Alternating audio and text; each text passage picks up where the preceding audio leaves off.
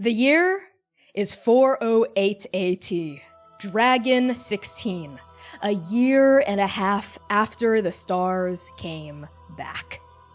Green open water is a terror of beauty. A riverside town bisected by the Black Tongue, its rich, brackish soil still teeming with a memory of crimson lightning. Once upon a cataclysm, green open water served as a nexus point where the boundary waters flowed into the icy tides of the Sigirni Sea. But now, the boundary waters are ankle-deep murk at their highest point, fanning out against the parched coral of the northern salt flats like a cup of spilled tea upon a desert bed. It's midnight. Warm. The stars shining purple and divine in the dark sky overhead. The flats are blue and red from the cosmic light above, a perfect earthly reflection of such heavenly beauty. And Abiku Ishtar, you stand in the middle of the northern salt flats, the cottages of green open water on a dried up shoreline behind you. The smell of brine and death is thick in your nostrils. And at your sides are Oka and Shepherd. The three of you can feel them, too. Unmei, to the far east, her presence like a mouthful of water in the parched weave. And Manaya to the south, filling the weave with warmth and rising tide.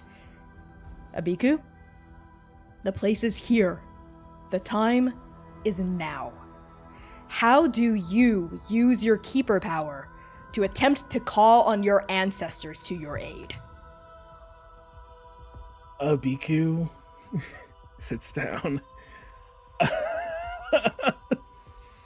takes a deep breath, and says, "Now, I know it usually does not work like this, but I need to get two people this time. I will not keep them long, I promise." Out loud, seemingly to the Raven Queen. And I think she begins to sing. And sorry everyone, I also will not be singing. But I think she begins to sing a song about a storm. A song about, like, the storm. A song about, like the storm of life.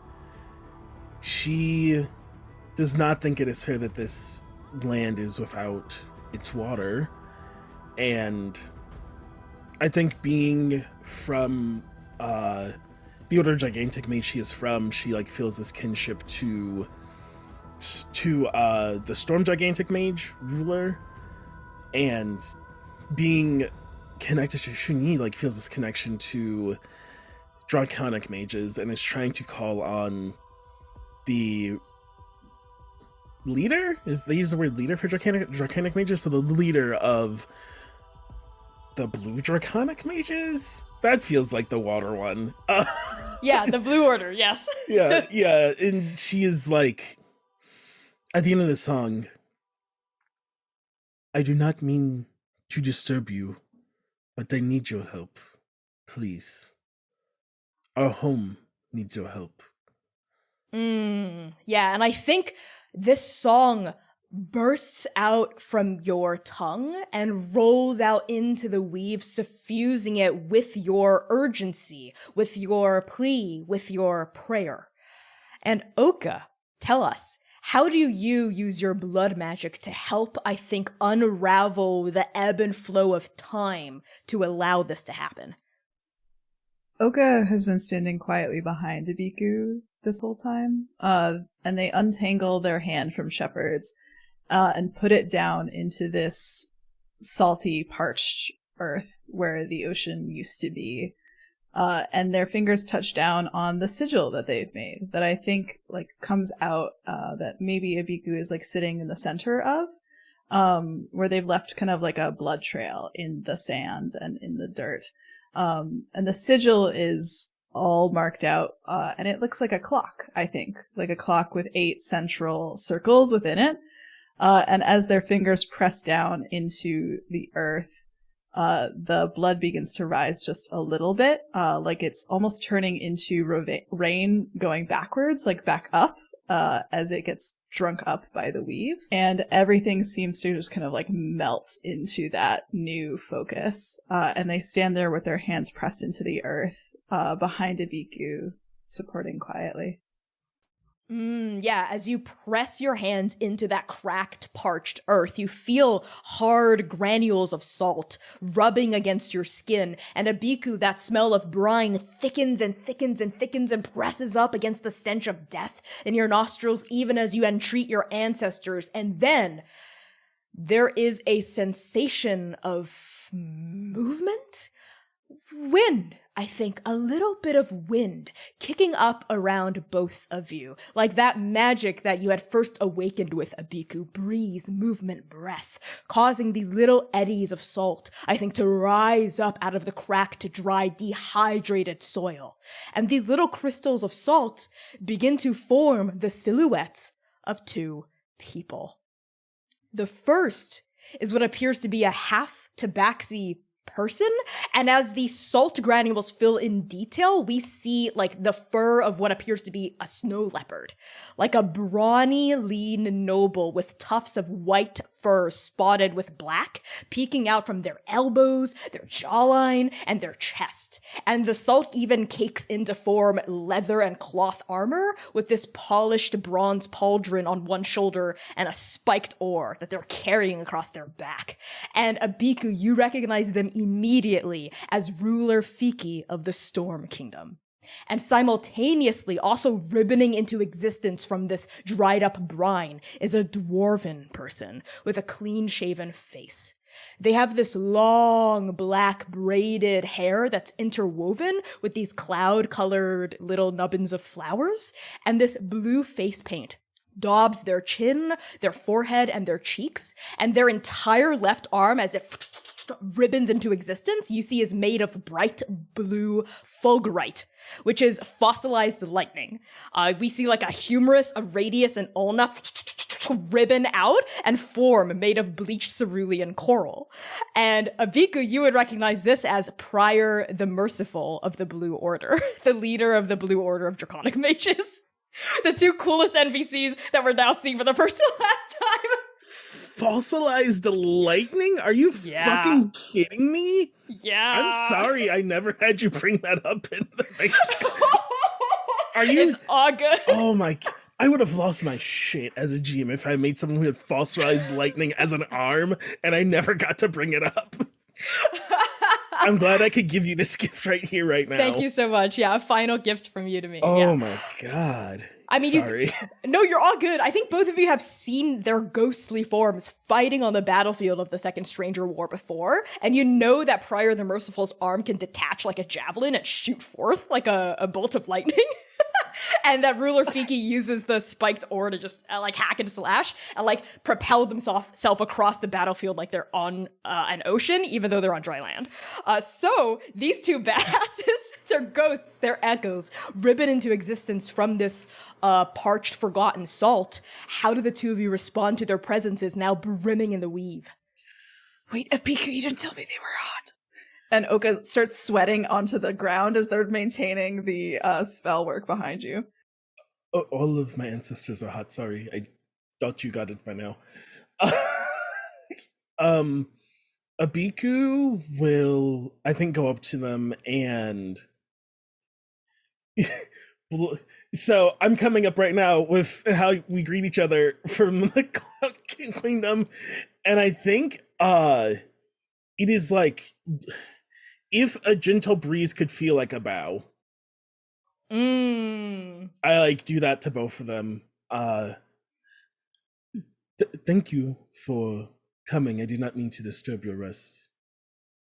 Yeah, Prior the Merciful draws a sharp, jagged, violent, powerful sigil in the air as a form of greeting, like a lightning bolt with their lightning arm, and inclines their head once, and uses their empty hand to thump their chest as like the greeting from the Blue Order. And Ruler Fiki spins the ore and like plants it spike side down into the ground.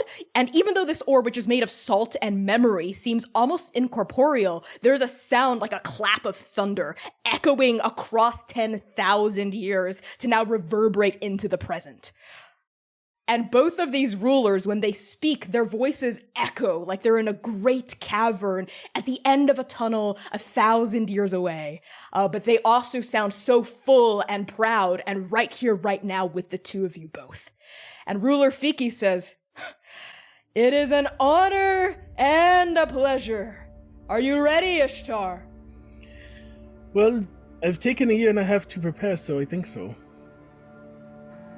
Then let us begin what was always meant to be.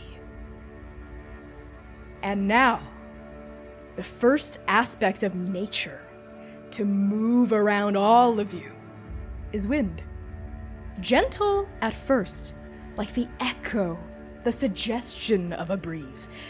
And then faster, stronger, this zephyr mounting into gale force winds that howl and howl and howl in a cyclone around all of you.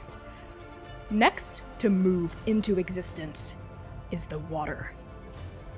Tiny droplets spinning out from this wind like sweat off the bodies of skilled dancers, droplets terraforming into ribbons of water lashing in whip-like formations around you, spilling, splashing, surging forth from the howling wind and the dark, dark sky above you. A hurricane explodes from all of your bodies, and then, my friends, salvation rains upon Andake. You are drenched instantly, all of you, and you can see this vertical tunnel of water and wind whirling around you, becoming impossibly thick, impossibly wide, filling the horizon from north to south, east to west, below and above. Water starts brimming up from the ground and surging up to your waists, and then Shepherd gestures their hand in a calm circle, and a bubble of air balloons around all of you as the ocean pours in. And then you all hear it, gurgling underneath the wind, bubbling above the roar of water. A song. The song. We see strands of Tungal's magic pulling forth from the salt crystal edges of these two rulers, because, after all, my friends, Ruler Fiki and Prior the Merciful remember Tungal, or at least they used to, before it was subsumed, and now that their ghostly forms are here reaching across time, they send some of Tungal's magic back to Andake. And this magic, this song, suffuses every gust of air, every drop of water, a vast, expansive melody with no beginning and no end, a whale song, an orca's call, a lover's dirge, a shimmering of light at the bottom of a chasm. And as the ocean froths and surges and rises around you, your air bubble, your pocket, ascends 10 feet, 20, 50, 80, 100, and then you explode out of the surface of the replenishing sea, and there is water everywhere. Water surging over the shoreline of green open water. Water rushing out to kiss its long-lost lover to the south. Water expanding endlessly toward its almost forgotten east. All of you float above the tides, watching them subsume miles and miles and miles of dried earth underneath a blanket of rolling, pitching, harmonizing blue. Here, in the court, at the place where life embraces death, and where the forgotten are remembered, all of you witness the birth of the singing seas. And as you float above the oceans, watching this water pour back to life, what feeling pours into your heart? Let's start with Oka. Oh. Immense gratitude. Because I don't know if anyone else could have done it quite like this, save for Abiku Ishtar. And as Oka kind of funnels all of, through this sigil work, through this blood work, passing thousands of years worth of rain out of the magic, I think something rises in them that is almost unfamiliar and a little embarrassing, but now is the time. And I think they pick their hands up off of the ground as we're floating, and they run at Abiku's back, kind of yip and howl, and leap into her arms for a massive hug. Yeah, Abiku is laughing and crying, that hysteric happiness. And as Oka jumps into her arms, she looks down. Would you like to go for a swim? What? I jump out of the air bubble with Oka. Yeah. Shepard snaps their fingers and the air bubble bursts.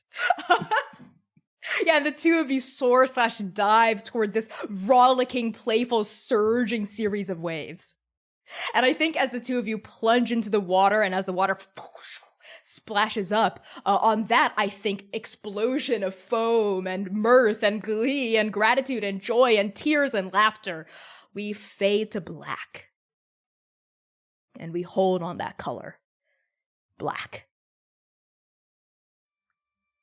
A shimmer ripples through the surface of that black, and we pull back now to reveal the trunk of a hardy young black glass tree sapling. It's flanked on either side by more saplings, 12 feet tall now, a few starting to crest 13. And this copse of particularly glossy trees is nestled in the rolling valleys and hills of Kirtal.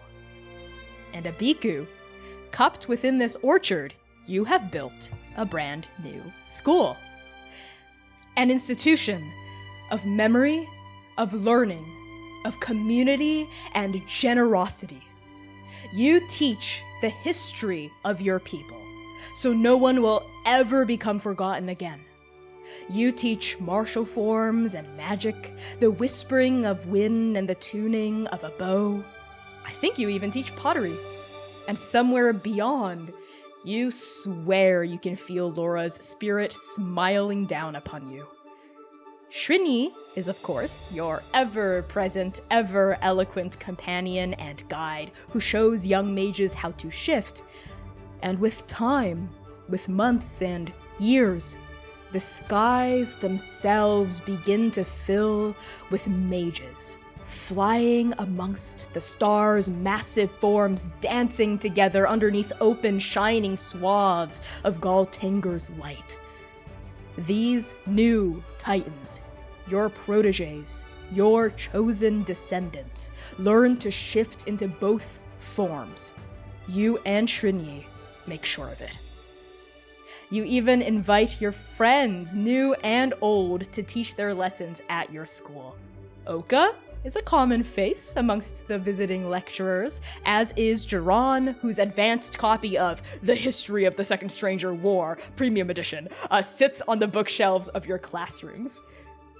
Even Toktoa Kagan comes, making herself the most common face amongst the visitors.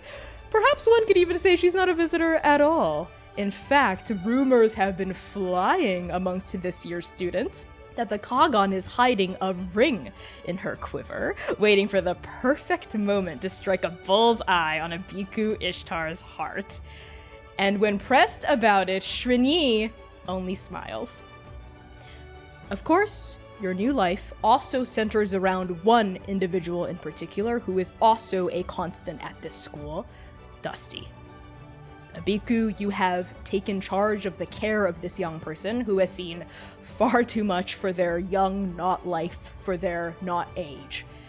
in a kind of mirror reversal of how you once found yourself in Andake. You now teach Dusty how to read, how to write, how to fight, dance, sing, be gentle with animals, how to speak before striking, how to stand up for what he believes in, like your fathers did for you, like the good doctor and all of your friends did as well when you were first new to this world. You also teach Dusty how to mourn for their father and for all who were lost. Vasanti and Rev, of course, also visit quite frequently with Hana and Ualani, and I think it brings you great joy to watch the Quirk siblings bicker and fight each other and explore new things and laugh together and cry together, to be together as children, like their father had always wished for them to be, unburdened. And Abiku, as the years pass at your academy, at your cottage, in your life with Shrini, as the saplings start to mature into full-grown black glass oaks, tell me, how does the time pass for you? What emotion brims in your chest as the years go on? It's a bitter happiness. She's so thankful to be here and to get this life she couldn't have gotten in her time. People were too blinded by war. It's the life she feels like her fathers wanted, the life they wanted for her, the life they wanted for themselves, the life she wanted for her people when she tried to end the war. And she feels so thankful she's getting it. But there's always that tang of like, I wish I could have done this sooner. There's so many people who didn't get it. And because of that, she tries to make every day count. She tries to make each lesson the best lesson for her students. She tries to make each date with Taktoa the best date they've ever had. She tries to make each dinner with Shuni the best meal she's had. It's hard because Abiku Ishar cannot cook. This should not surprise anybody whatsoever. But she's truly grateful for each day she gets. She doesn't go a single day without thanking the Raven Queen for everything. She doesn't go a single day without thanking her ancestors. She spends the years happy and thankful and is determined to make sure that other people don't have to go 2 lifetimes before they get this. I really like that. And I think with you through all of that are your loved ones, and Shrini and Sun especially. I think the two people in Andake who understand intimately the kind of joy and grief, the special kind, right, that you deal with and you hold. And in those moments of solitude and loneliness and pain, they're there with you. You're never truly alone in that regard. And they carry forth your lessons as well. They put intention and goodwill and honesty and effort into every little thing they do, whether it's planting new shards of glass trees, whether it's coaching a student who doesn't quite understand how shifting works through the motions, or whether it's just opening up a book and reading a nursery rhyme to new children at the school who are interested in the history of Titans. And I think some years later, actually on the day of Hana's very first powerlifting competition, hosted at your school, by the way, which so many people are in attendance for, I think while you are sitting on the sidelines, waiting for the very first appearance of Hana against her biggest rival and Oka's youngest sister, Sambaya, I think you feel tears beginning to roll down your cheeks as you're sitting there and watching. And I think maybe this surprises you, maybe it doesn't. Dusty is a little too busy cheering on his sister to notice in like a seat next to you, but Shrini, always by your side, leans over to you, and her silver eyes reflect the brimming gold in yours, and the cloud on her cheek from your love billows in the wind. And she looks at you and she smiles, and you see her eyes are also full of tears, and she says, "Isn't this beautiful, Abiku, isn't it so beautiful to be alive? Yes, it is. I did not realize how not alive I was before. You know, when you think about where we came from. I do know. That year in the chasm, I was just surviving. I wasn't living. Even when I got my memories back, and when I found you and everything, it's even the seas and all of the things we have done. I didn't realize that was just moving, you know? This is living. This is what people do.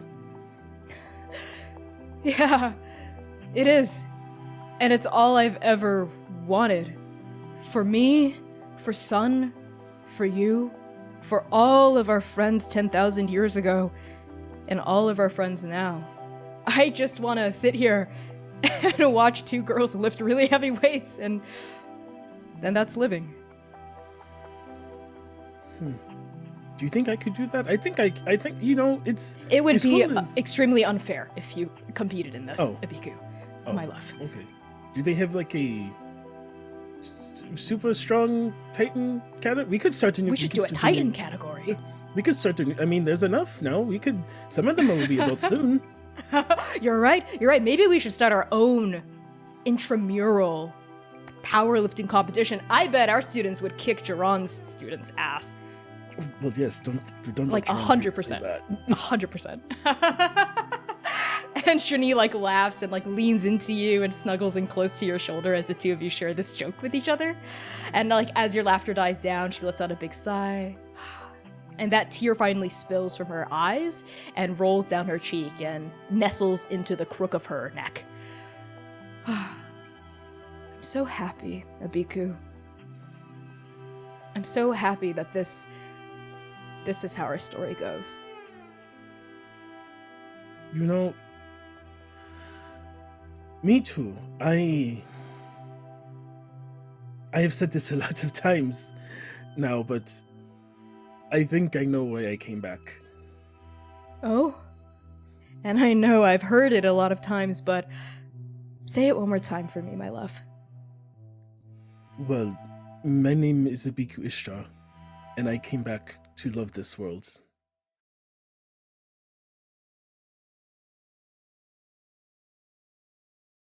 And that's the end of the epilogue, folks.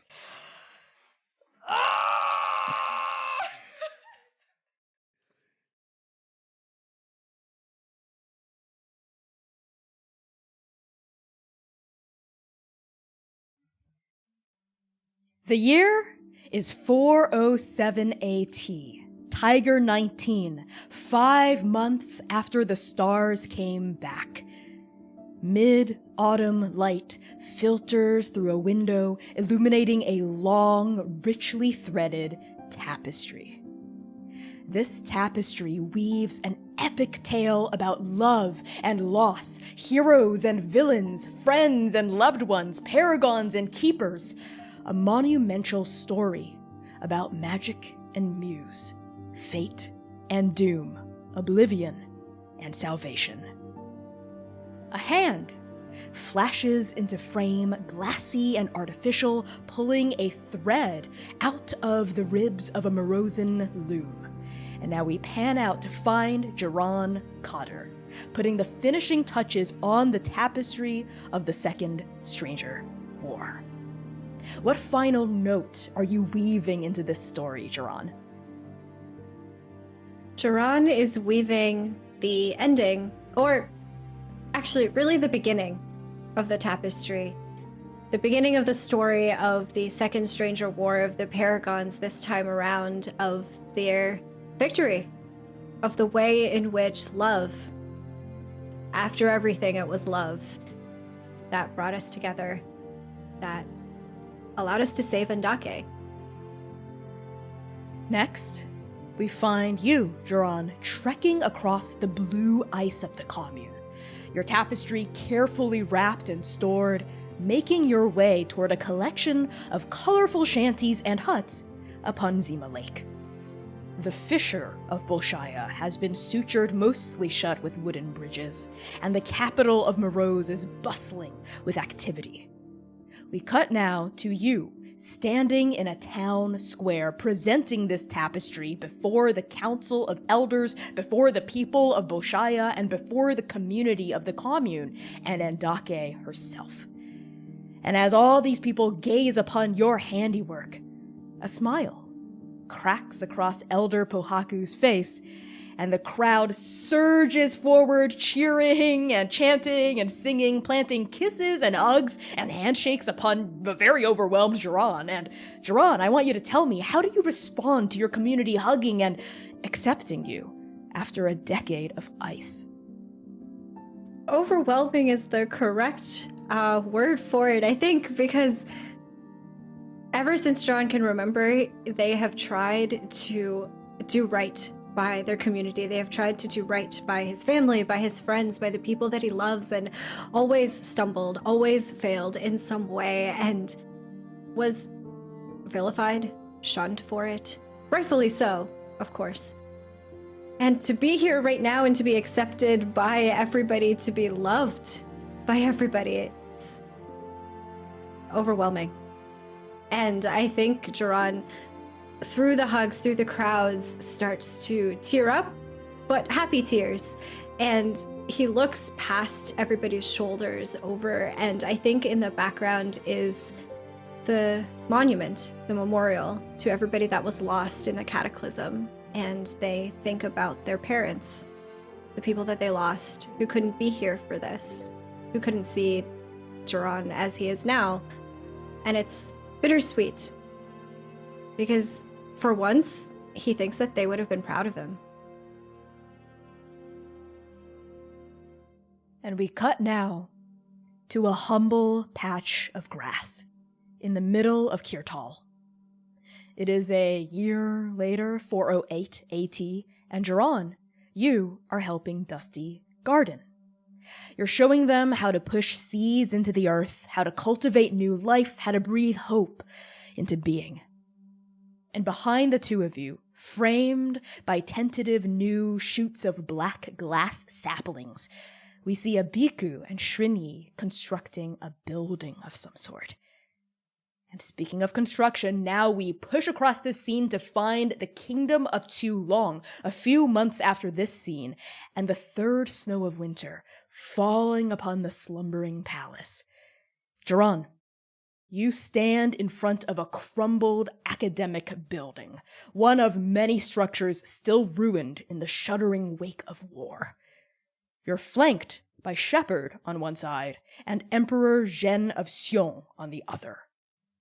We push through this ruined building now into the darkness, and then when we pull back out to find the light again, we see that same building now repaired. The snow is gone, and now summer flowers sprout in perfumed abundance, and the Royal Library of Tulong stands nearby, sharing the selfsame plaza as the now established Academy of Anthropomancy.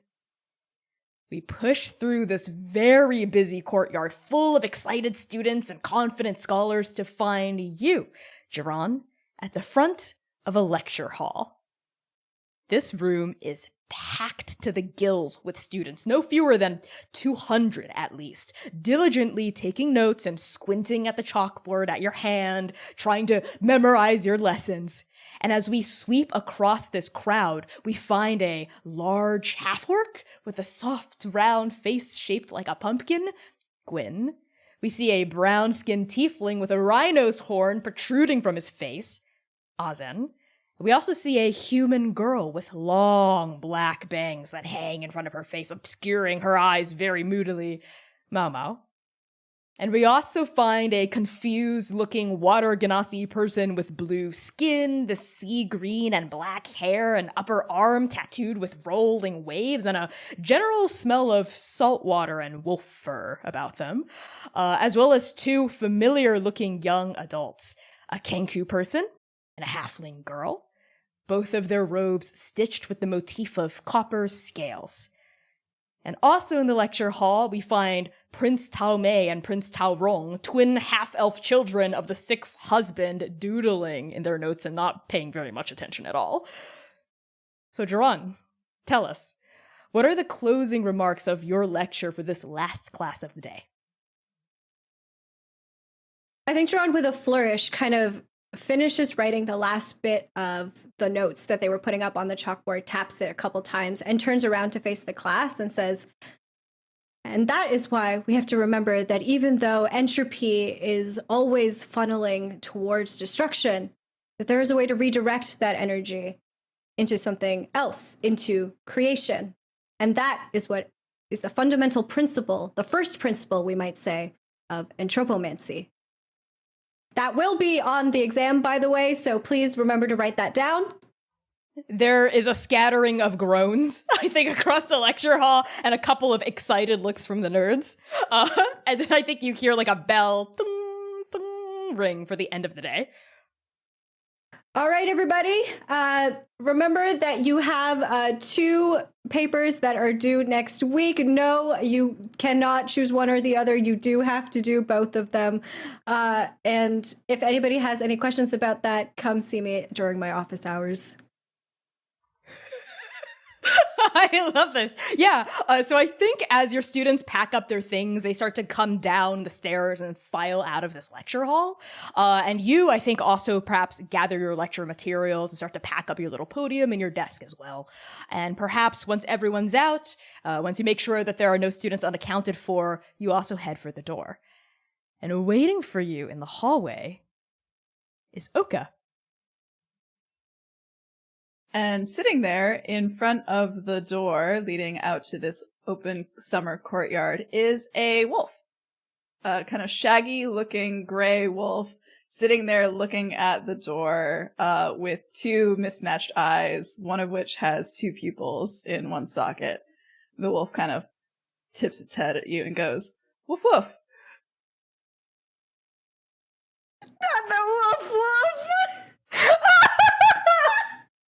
I thought you were actually gonna bark, and instead you went woof woof. Yeah, it's the words "woof woof" instead of an actual bark that come out of the wolf's mouth.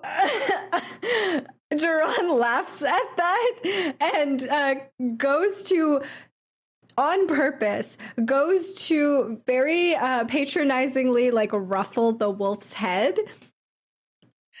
Hey there, lover. You wanna change out of your wolf form for me? And Oka unfolds out of this body. They don't have to wear all 4 wings and all 8 halos anymore. With a little bit of patience and understanding, they figured out how to take their paragon form off and on. Similar to how they are very, very much more comfortable shifting in and out of different forms. And they kind of unbloom out of themselves to come stand next to you in these like long dark robes. They smile and they tilt their head and they go, "What can I say? I like the attention from the students. They always give me treats." And as soon as Oka has blossomed into their humanoid form once again, Jaron pulls them in and kisses them.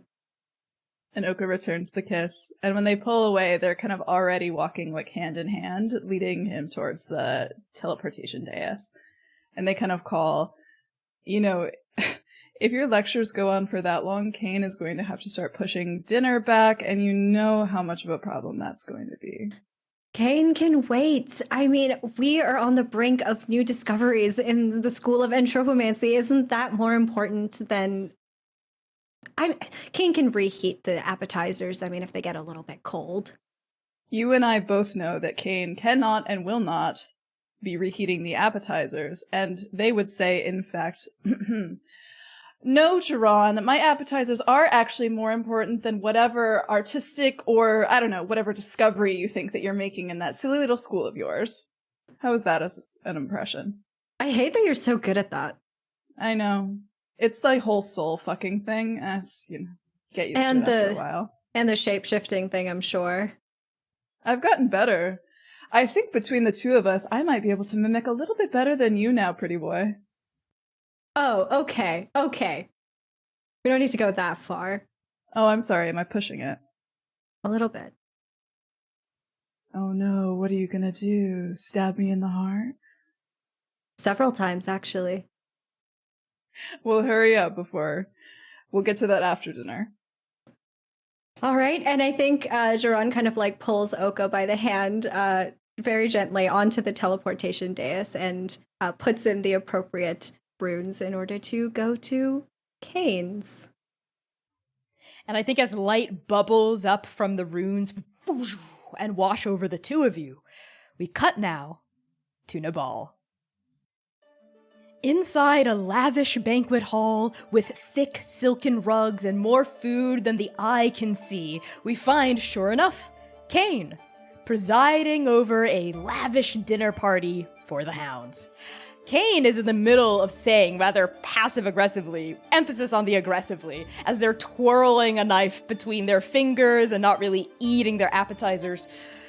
Well, you know, it's fine that the steak tip tapas had to be reheated. It's okay. We do have the best chefs this side of the god spine, but it was a shame. They're never quite as succulent reheated. I tried to tell him, but you know what the teacher says when he's teaching. The most important discoveries in the last 200 years. Jaron, I think, doesn't say anything, but from the other side of Kane, from where Oka is, I think leans into Kane and kisses them on the cheek. Come now, you look so much nicer when you smile. Are you seriously just telling me to smile right now? You little... And they sort of like slap your fingers playfully with their knife. And listen, the most important discoveries for the next 200 years are right here. And what does that mean? Well, you're not about to find out tonight if you keep this up. Oh. And I think Jaron just kind of like flushes a little bit and looks around the rest of the table, which coincidentally is all of their other partners, plus Mercy, here as well. And so they kind of just flush and straighten themselves out. And I think they start making busy work, like cutting their food, which is already cut, I think, and they're just cutting it even smaller and smaller and smaller to have something to do. You know, Kane, for a brat yourself, you're a pretty good brat tamer.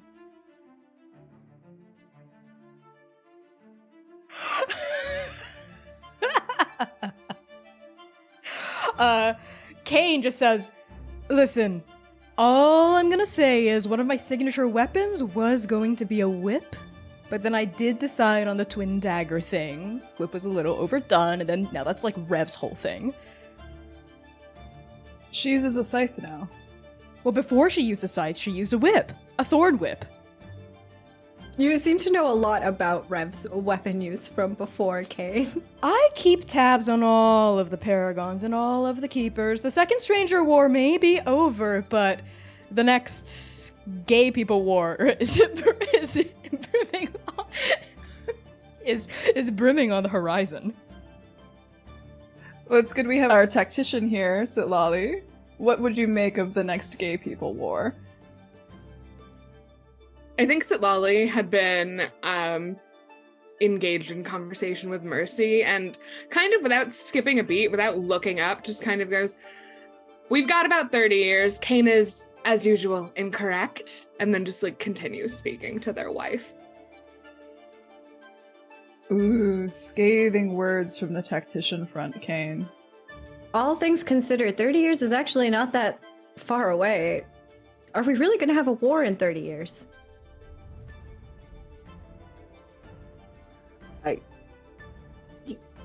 You know everyone's joking, right? No. Oh, honey. Yeah, they're just kind of kidding. You know Kane and Sitlali's energy back and forth, kind of one-upping each other. They're behaving tonight, though. Honestly, there's a lot of energy at this table, so I'm kind of trying to lay low a little bit, but it's nice. It's been a while. I do miss everyone. Sorry, Gentle, we can all see you. I hate that, but thank you. Oh, come on. You have such a pretty face. Why would you hide it? Thank you. And Gentle tries to shrink down as much as possible, as they are bright red, as red as they can be. Without looking up. Won't work, Moonbeam.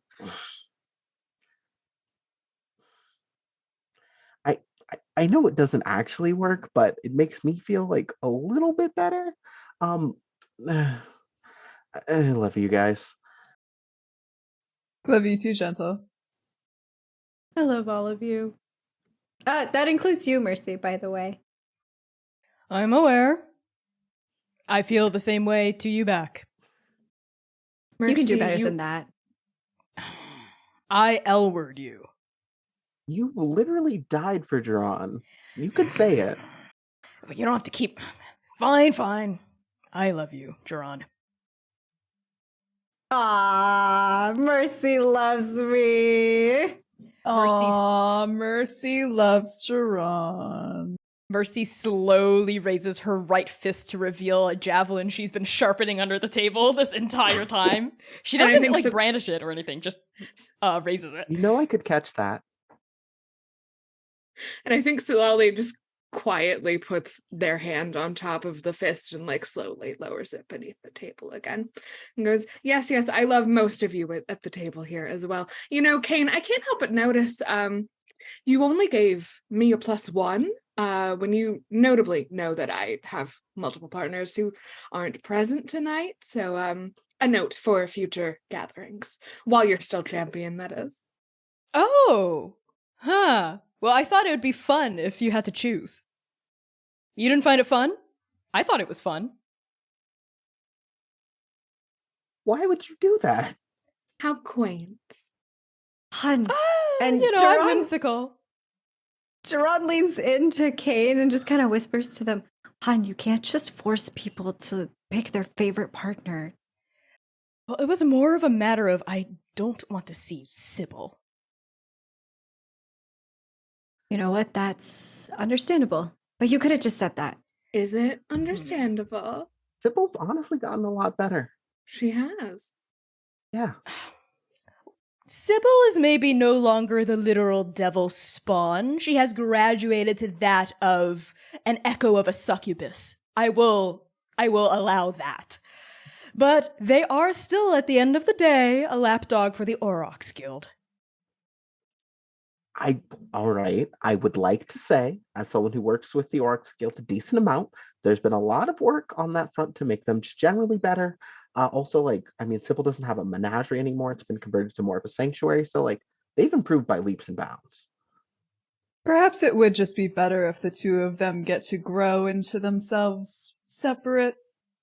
Before we put them together into a room with weapons. Or else it really will be a menagerie, I think. Well, if Kane A gets to have violence. fun, why don't I? Sit, Lolly. Are you telling me you're not having fun? I'm always having fun with you, darling. I know. So don't pout. Well, Duran gets to do it so much, but I never do. Why are you dragging me into this? I wasn't a part of that conversation. Oh, You're yes, part of because it every looks cuter conversation, on dear. Duran. I'm sorry, Kane, can you repeat that? Repeat what? I You thought just you had said- such great perception. I don't think I need to repeat anything. I just, for Mercy's benefit. Huh? What? And Mercy's in the middle of, drinking a thing. I was just saying, I am in the twilight years of being champion, so I have been thinking about what my challenge should be. That's all. Will it be a beauty contest? I don't know. I was thinking something relating to beauty or fashion or art or something like that, but I feel like that's a little too predictable. What do you all think? I mean, if you want it to be something beautiful, but unpredictable, what about something that combines the mind and the eye in some way? The mind and the eye. Something intellectually stimulating, but also aesthetically pleasing. I like that. Using one's artistry and one's intelligence. Two things that I'm sure you would love to have in a champion after you. That's true. It does depend what kinds of values I want to uphold for my legacy, you know? Bloodthirst, obviously, was all about killing people. Rah, rah, rah, rah, rah. Tournament fight to the death. And Atalanta, well, her hands were tied. There was a carnival to take care of. But now, in the era of the Second Great Rebuilding, I want to usher forth a championship built on community and shared values and love and, yes, beauty, but also someone who understands the value of letting loose and having fun and laughter as a weapon against darkness. You know, Shepard said that there used to be temples dedicated to each of the gods, like specific ones, that the Paragons built in the first rebuilding after the First Stranger War. Maybe something like that. That's actually not a half bad idea.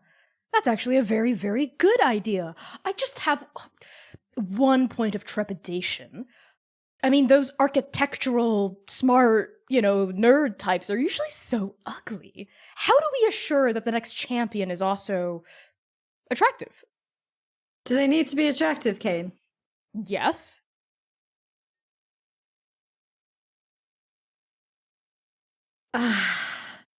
Okay.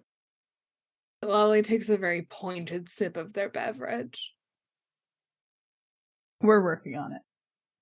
We'll work on it. We'll workshop the idea. How about that? We'll work on it. We'll think on it. Yes. Okay. Yes, well, ideate. Yes. I like that. Well, thank you for your input. You've given me much to chew on. Speaking of the Gentle Wolves, you mentioned earlier, Gentle, the work that you're doing with the Aurochs Guild. How's everything going? Honestly, pretty good. It's all right. I mean this with all the love in my heart.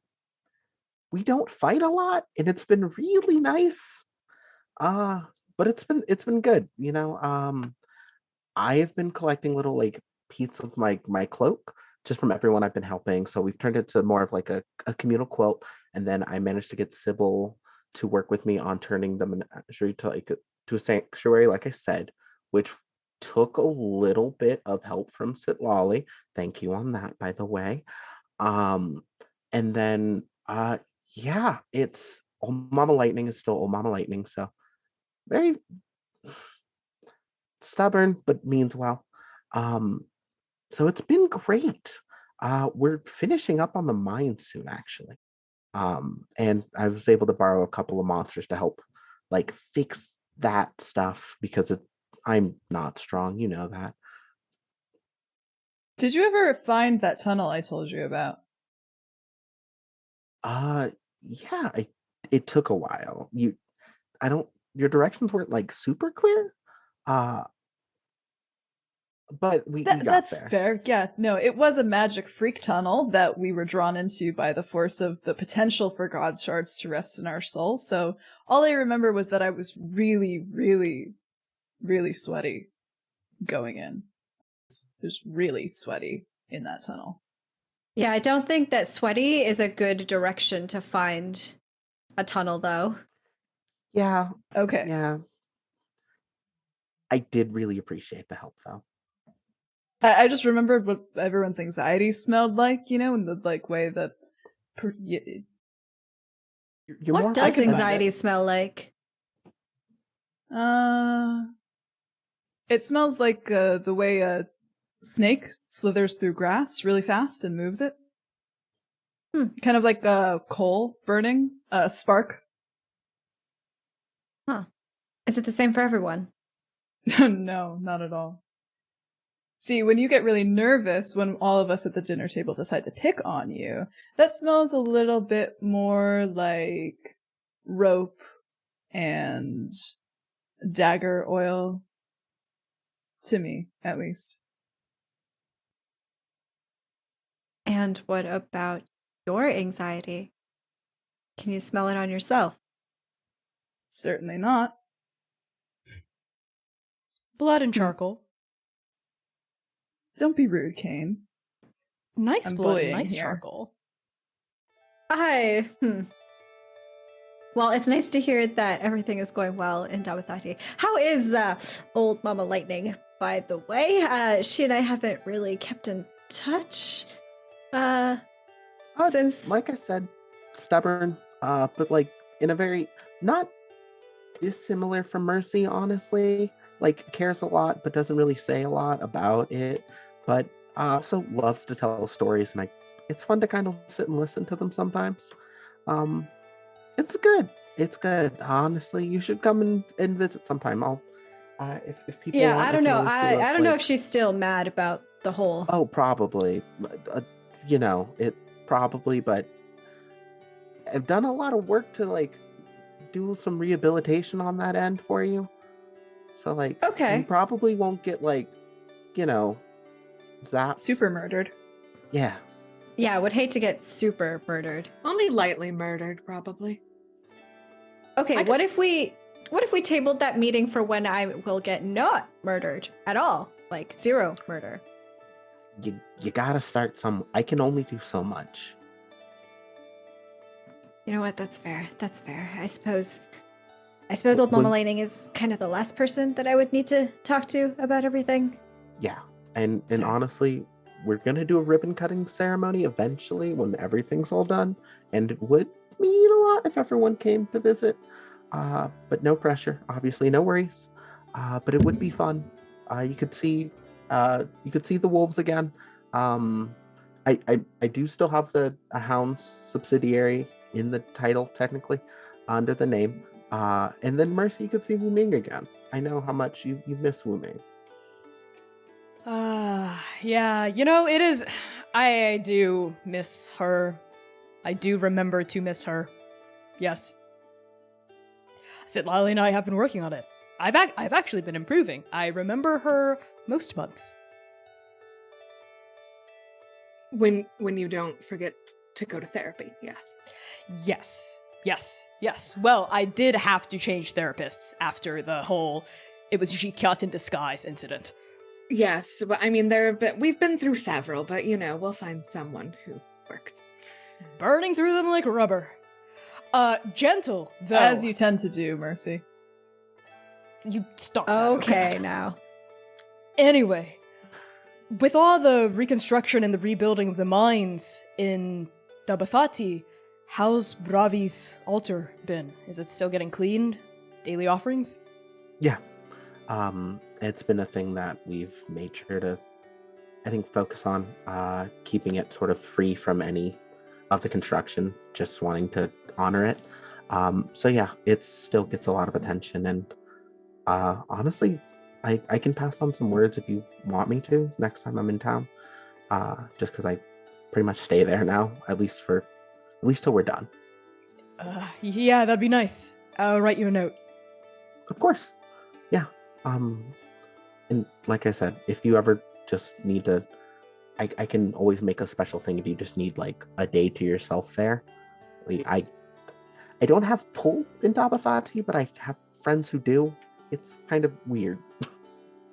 Gentle, you do have pull in Dabathati. You know that, right? Moonbeam, you're the speaker of Dabathati.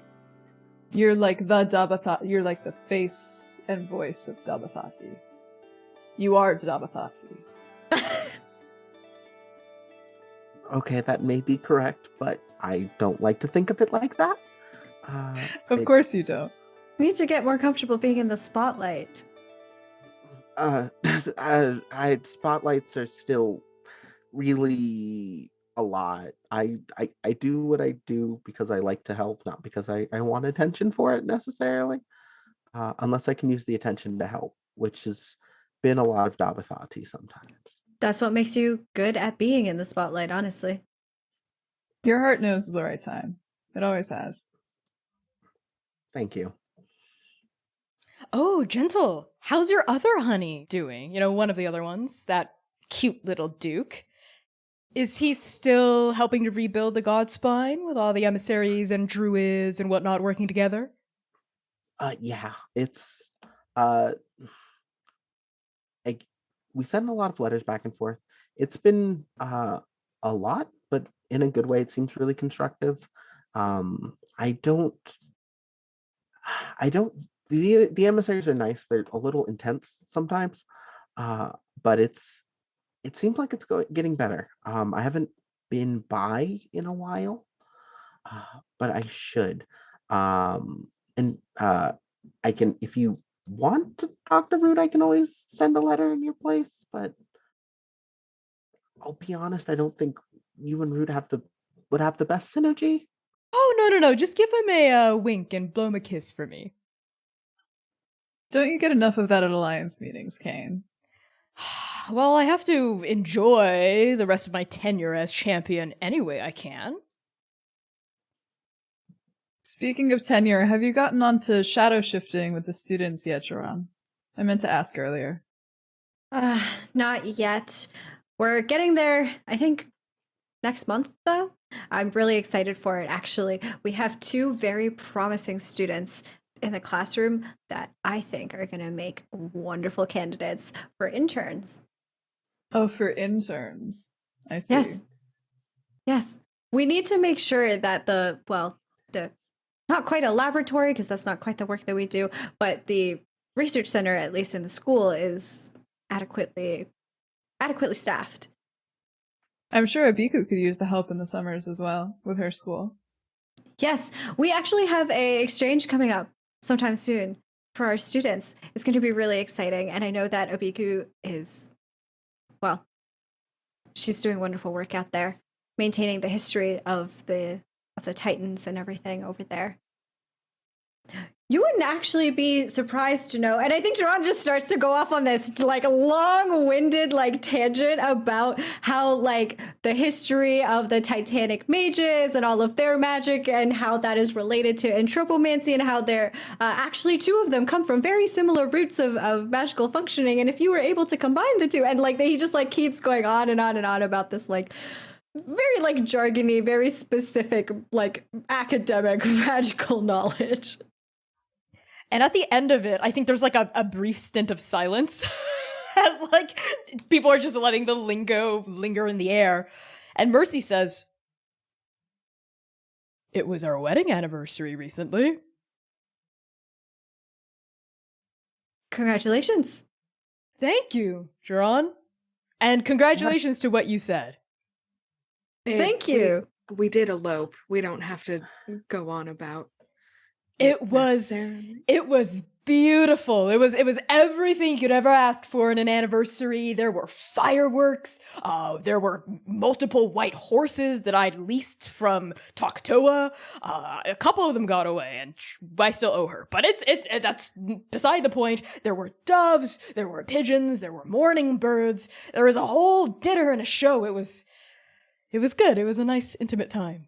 I did have to summon or conjure most of those things, but And Jerron, I think, like, leans over to Sitlali and just kind of goes, I was wondering, Starlight, why I never got an invitation to your wedding. It was a very private affair. After we got back and they shoot a look at Oka. Don't worry, I didn't get invited either. Well, at least it wasn't just me. I thought maybe you were mad at me for something. Not this time, no. And I think you Jerron, were late to dinner. I think Jerron starts going through in their head of like all of the interactions that they have had with Sitlali in the past like week, maybe trying to be like, okay, like was this? Did I do something wrong here? Did I do something wrong over there? And I feel like this is maybe a regular occurrence between the two of them. Jerron, once again, I think you're thinking a little too much. I'm inclined to agree, which is astonishing coming from me, honestly. No, you tend to side with me. I'm normally right when it comes to the two of us. No, but about overthinking, I tend to not see that as a flaw. That is true. I think we could try something new at dinner today, and for once, maybe everybody could side with me. No. I will not be doing that. For one night. It's a cute idea, though. But no. Just once.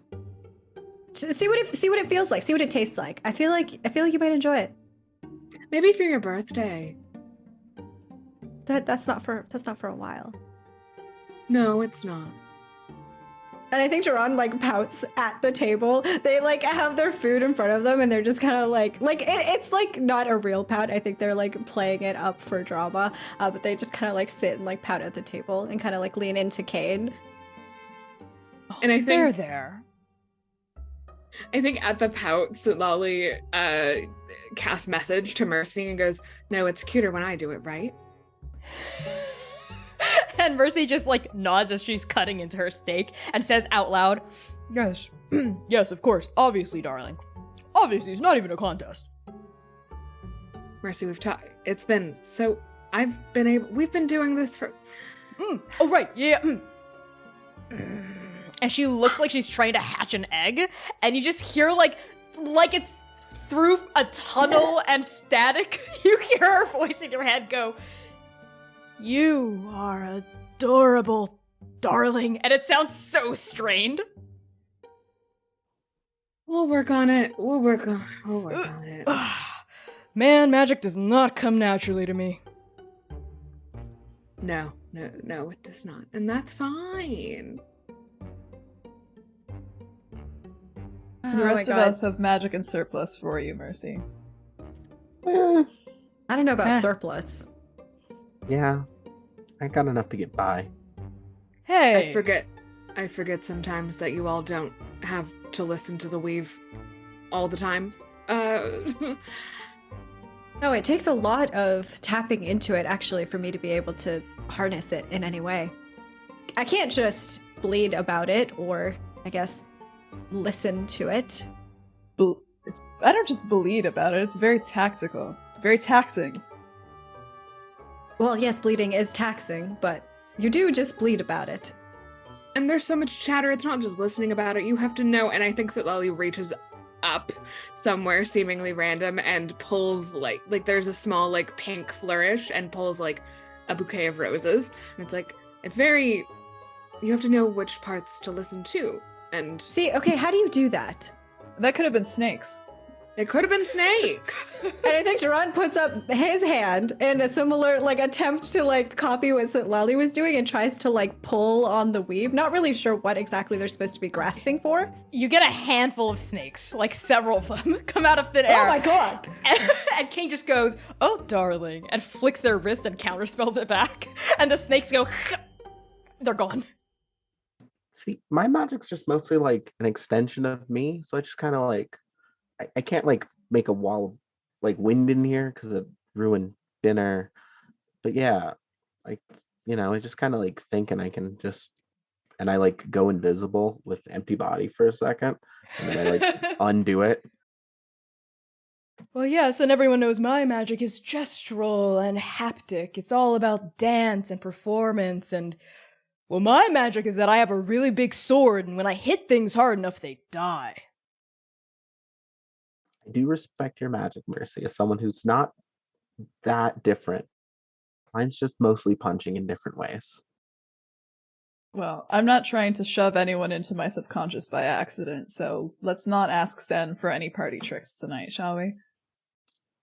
Yeah, but they're always so fun. They are always so fun. No, do never a mind. few Let's laps. not. I don't agree with Kane.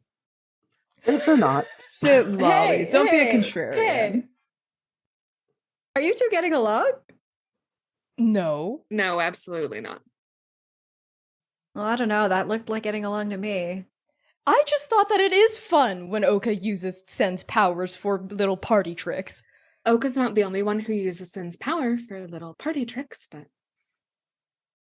Yeah, well, whatever. And Kane, like, flips their hair and goes back to eating. I want to do a fun little thing. Can I see the thread between Sitlali and Kane? Yes, you can. You tug on your connection to Nebusa, and you see it light up. From Kane's direction, it's like a dark midnight blue. And from Sitlali's direction, what color is that thread? like a bright, angry pink. A bright, angry pink, and where they collide, like the blue and the pink are like, they're like fighting each other, you know, like two power beams colliding and trying to like wrestle for dominance? So I don't want to ruin anything by saying this out loud, but there does seem to be a bit of a clash that could turn into a genuine like a sense of camaraderie together. I can just kind of see those still. Sorry to ruin the fun on that. It's fun to watch though. It's very fun to watch, I have to say. I will always be taller. Yeah, well, I'll always be. And Kane like sizes you up, looking you up and down, and just says, "The Kane? champion of Nabal, Kane? which you have never been and Okay. will never be." There we go. And there we you're go. about to not be the champion of, so. Yeah, well, that's just how it works. Okay, Sibali. and I think That's Jerome just kind of comes in between the two of them. And You know, says, nothing "All right, is stopping me I am from breaking running for this up now." champion. And Sitlali gets that look on their face where they've had an idea. Darling, No. darling, darling. Silali, Ambition's not you good are not. sometimes. You are not trying for the next championship, Silali. Sitlali, would it make you happy, deeply and truly? Maybe. They just kind of stab at something. on the Spite plate. is not the same thing as happiness. We've been over this a few times now. And I think Sitlali is pouting now at their food. Okay. If you want to be competitive, why don't we channel that competition into something fun? Why don't we play a game? A game of chance. Blood sports? A game of No. chance. Blood sports are technically a game of chance. No. I like blood sports. See? I'm Okay, angry great. Sitlali keeps suggesting things I like.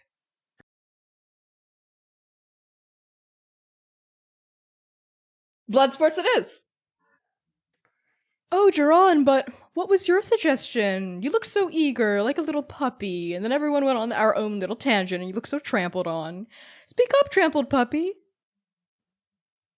We can do blood sports if you really want to, but I was thinking, and I think Jaron kind of like fishes into their pocket and pulls out like a deck of cards.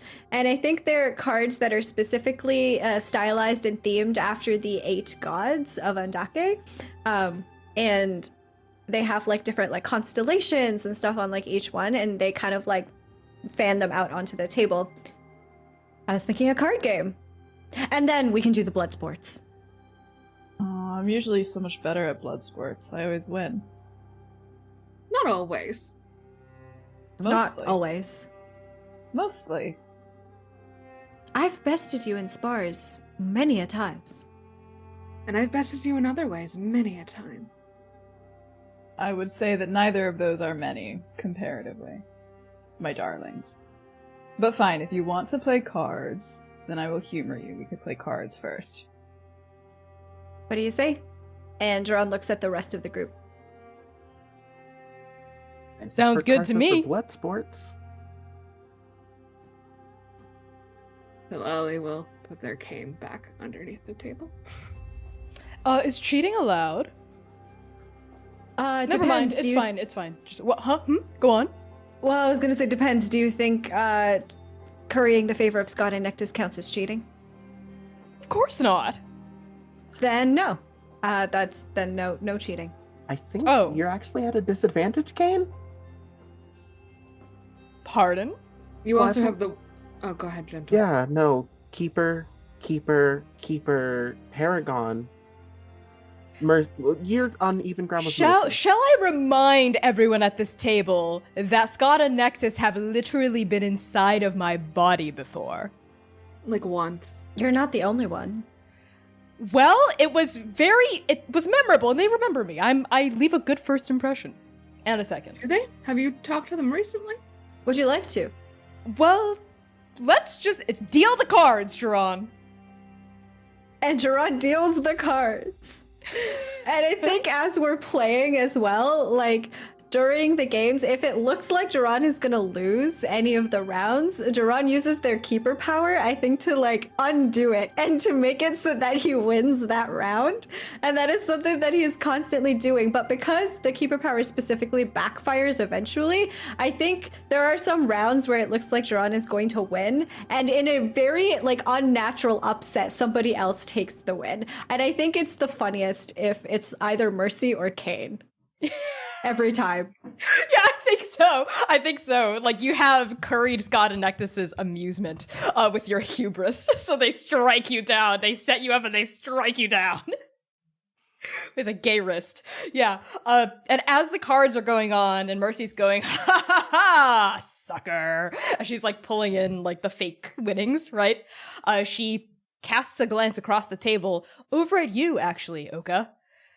I know we were just ragging on Kane for not being champion for much longer, but you know, speaking of power changing hands, fresh blood coming in, have you given your own emperorhood any thought, Oka? I mean, are we gonna be friends to the fucking Emperor of Tulong soon? I think my mother-father would be quite insulted if you insinuated that you weren't already friends with the Emperor of Tulong, Mercy. Obviously, we're friends with Xiong Zhen. Yes, of course. I mean, everything we went through together, it was, you know, trauma experiences. It makes you real close. But what I mean is, will I get to say on my resume, I have employed the Emperor of Tulong before? Where are you sending your resumes, Mercy? It's just a thing of pride. I'm not sure yet. Xiongzhen, well, she's a lich, so when she decides to step down from the throne, then we'll see. Honestly, I think Toya would make a much better emperor than I would.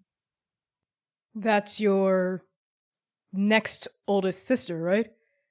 You've met her a few times now.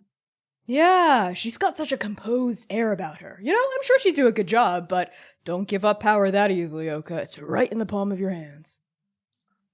What would you do if you weren't the emperor? I've been spending time with Shep. We've been talking about the chasm and Tungal and seeing what we could do for the other worlds. How long would you be gone for? Blink of an eye.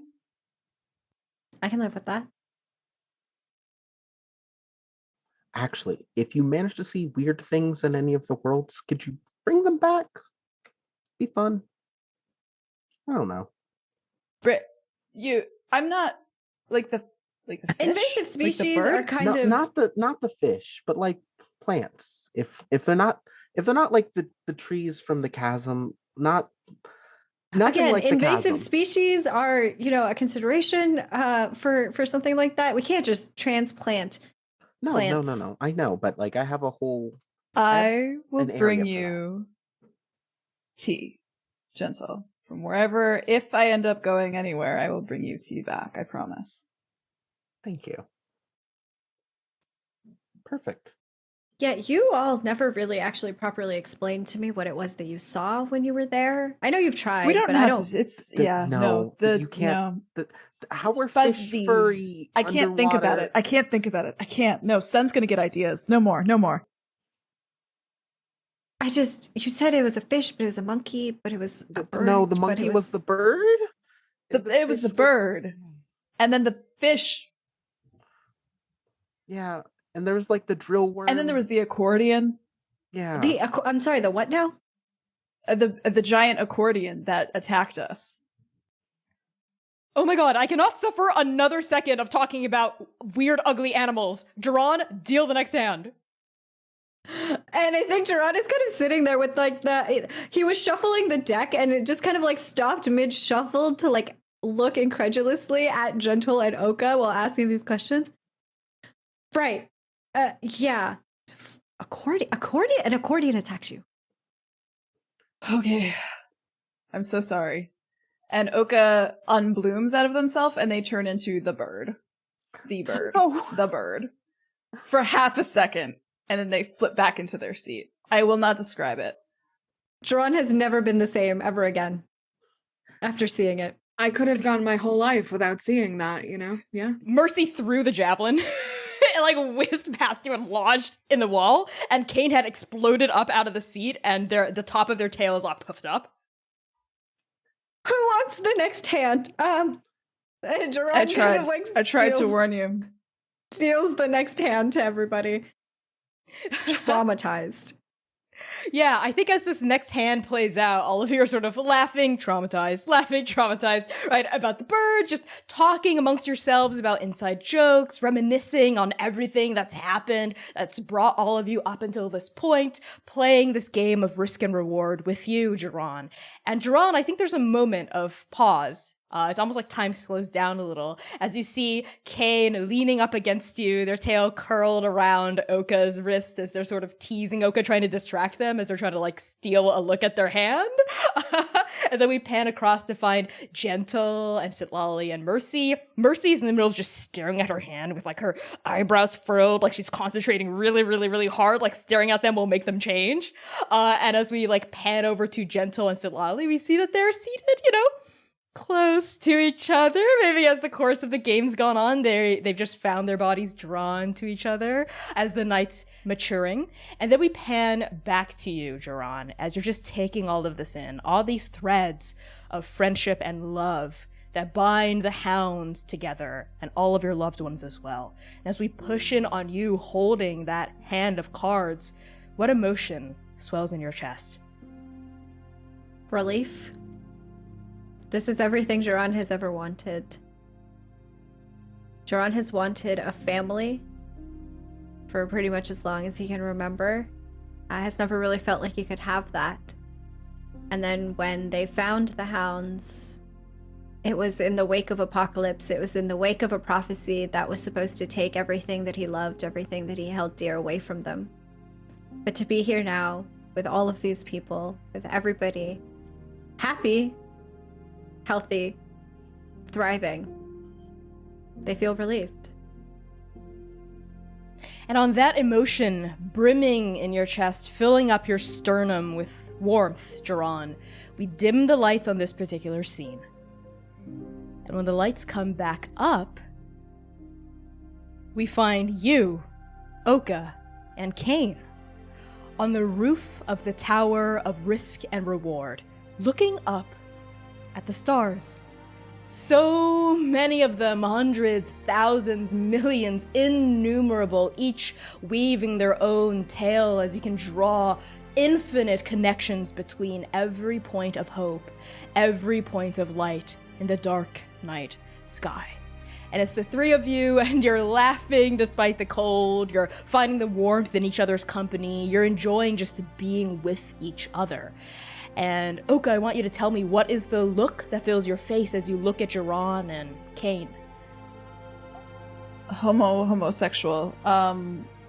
Easy. Got it down to a science here. Oka's face is tilted up toward the stars, I think, looking up with one of each of their lovers' hands in their own, and their heartbeats beating in tandem, and their eyes, their ever-changing gaze, flicking back and forth between something else's and their own. For a moment, as they're staring up at the stars, the starlight kind of like dappling, changing, catching on their double-pupiled gaze. For half a moment, they blink just once, and it's their eyes again. Both of them. For half a moment. As they turn and kind of look at Jaron and say, "It's always nice being monsters with you." And I think Kane is also pulling in, and the look on their face is that of uncharacteristic almost softness. For someone who's always so ebullient and full of extravagance and glamour, here with the two of you is the only place the two of you know they feel truly safe to let their self show through, to let their vulnerability rise up between their fangs. And now we pan over to you, Jaron. Unlike the others, I think Jaron is stargazing, but they're looking over at Kane and at Oka. They're stars. And they're taking their faces in, holding onto Oka's hand. I think his tail kind of like wrapped around Kane from the other side. And they take in this beautiful picture, and they feel, I think, the like warm air around them in this moment. And as they look back at Kane and at Oka, they say, "You two have always been my fate. I always choose you. Stars kiss me always." Dreams leave me never. I always thought that needed a third refrain. Kane?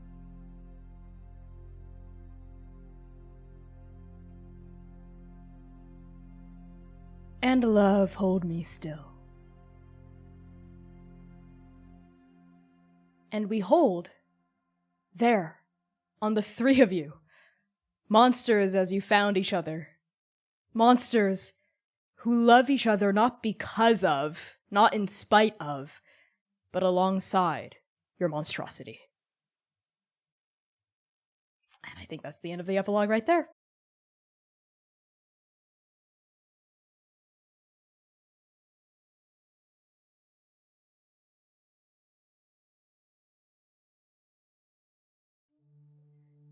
The year is 409 AT, Swan 27, 2 years and 2 months after the stars came back. Dabathati, the city of 3 faces, the capital of the Republic of Talmud, and the crown jewel of the memory of the Godspine, is alive with the second great rebuilding. Workers push through busy streets, hauling thick trunks of wood and grainy slabs of concrete. Mages levitate structures into place. Divine emissaries even weave between constructions, blessing the foundations with good fortune. To the south of the city, the Kagunya Canyon looms like a hungry maw in the flesh of the Torovar Desert. Water gushes from massive pipes set into the cliff face, splashing down, down, down onto the still-flowing God vein at the bottom of the gulch. And to the north of the city, the Torovar Desert bleeds into the Badlands.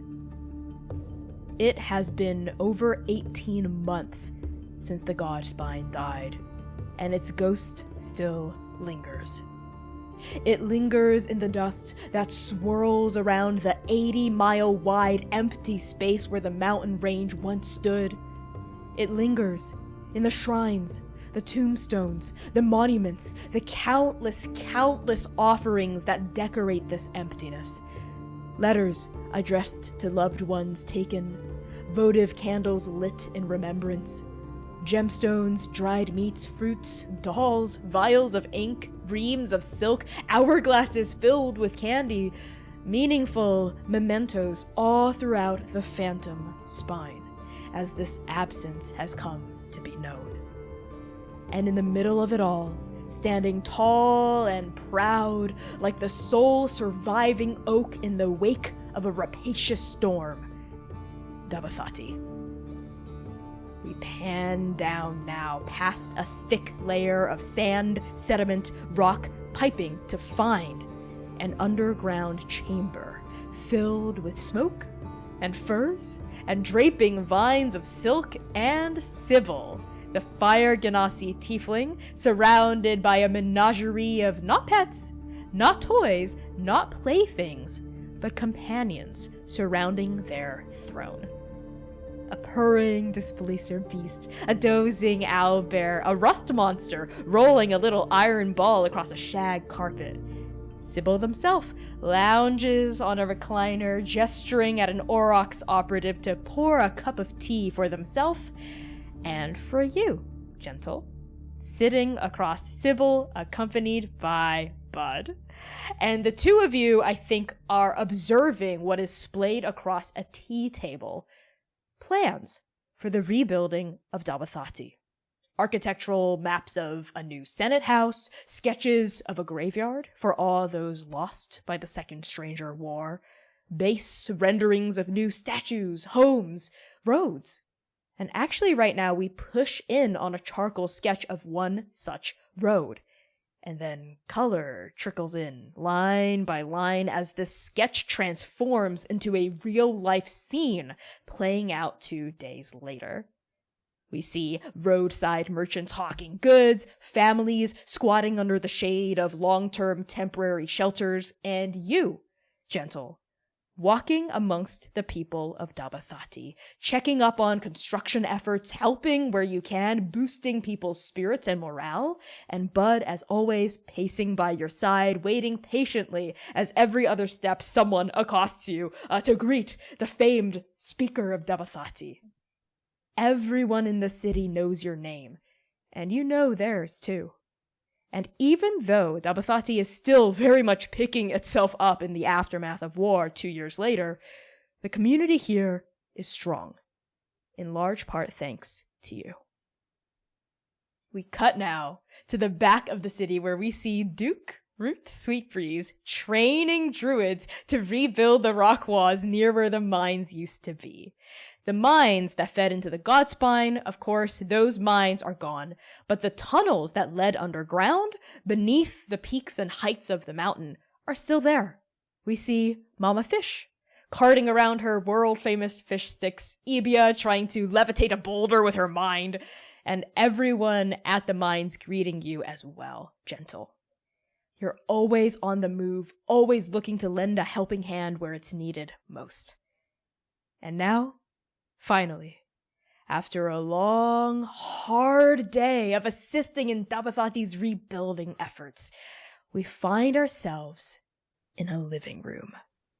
A humble but well-kept, well-decorated, and well-loved apartment above a tea house. And inside this apartment, we find the Gentle Wolves. Tadana, Yuki, Mauka, and Jiron. Jiron, you are currently assisting the rest of the wolves with, let's say, the preparations. And in the middle of this assistance, you hear a creak as the front door opens, and in comes Gentle, along with Bud. What do the two of you do? Hi, everyone. Sorry it's been a day. I haven't been able to super help with preparations. How's it all going? Oh, Gentle, come on in. You're here at the perfect time. It's going well, although we, and Jaron looks over at the table at everybody that's here, can't seem to agree on Wuming's favorite flavor of cake. I could have sworn that they liked mint chocolate chip, but Bud chimes in, sort of like shaking a little bit of, I think, a light rain that had started falling as you were coming up the apartment stairs. Ugh, I thought Wuming liked green tea cake. I thought Wuming liked carrot cake. And I'm pretty sure it's carrot cake. But there's nothing wrong with getting a variety. If we have it like a bunch of little like samplers, like if we could make them small cakes, like little cupcakes or something. So like a flight of cakes. Exactly. Okay, that's not a terrible idea. That's actually pretty good, because then we can't possibly be wrong. Yeah. If we've all somehow forgotten. Yes, but also that means everyone can get some variety, and if someone doesn't really like mint chocolate chip, then everyone's good, you know? Yeah, I think that's a good idea, actually. Here, and Jaron, I think, like, shuffles some papers around and like writes down, I think it's a grocery list of stuff that we need to get for the party, and like writes down a whole bunch of different flavors of cupcakes to get. And I know that I'm the type to worry. We're not overthinking this, right? I'm not overthinking this. This being a normal party. Normal party, right? No, I think that you are thinking about this just the right amount. Speaking of it being a normal party, have you figured out what you're gonna wear? see that as one of the things I actually really needed your help on, because I really have worn the same clothes for so long. I really like them, but that's not really party clothes. That's every other day clothes. But I Right. have like 3 ideas. I just maybe need a little bit of help. Okay. What are your 3 ideas? So one is like, it feels a bit too traditional, Rosie, and like you see Gentle begin to like explain and like talk about the plans for their hair, and they want to like let their hair down and like wear something that's like maybe a little too like warm for Dabathati, actually. And the other idea is I could go casual and like I could do a quick run for clothes, but like because I want something that's baggy still, because it feels comfortable, but I'm trying to figure out the best way to wear something that's baggy but also says I want to be here. Yeah, the last thing that you want is Wu-Ming to think that this is all insincere. Although, don't think anybody could think that about you. You said there were 3 options. What's the third one? This. What is Gentle wearing right now? The traditional Gentle outfit, the big like puffy patch pants, the simple like purple tank top, the red cape. But I will say the cape now on the outside is mostly a quilt, with little fabric from people they've helped along their years in Dabathati at this point. I have an idea. If you want to still stay gentle with your outfit, which I think Wu-Ming would really like, what if you accessorized with something that reminds you of her? Something that. What were you wearing when you 2 met? This. uh, and Gentle, I think, also sort of like reaches in their bag and pulls out like 2 masks as well. I did also make a new mask because that is the one thing I did like exchange with Wuming when I first met her. So I thought about maybe putting that like on my belt or something. I think that's a great idea. She's gonna love it. And Duran stands up, I think, from the table where they were with all of the other Gentle wolves, and walks over to Gentle.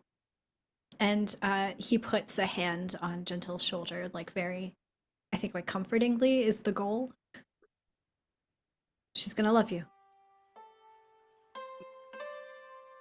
Gentle, like their face turns as red as it possibly can. Yeah, it hasn't been obvious that I've had a crush on her for the last few years, right? Do you want the honest answer, or I know I'm the type to hold a crush for a exceedingly long amount of time, and there's I think a almost sheepish look at Duran for a second, but I always get there in the end.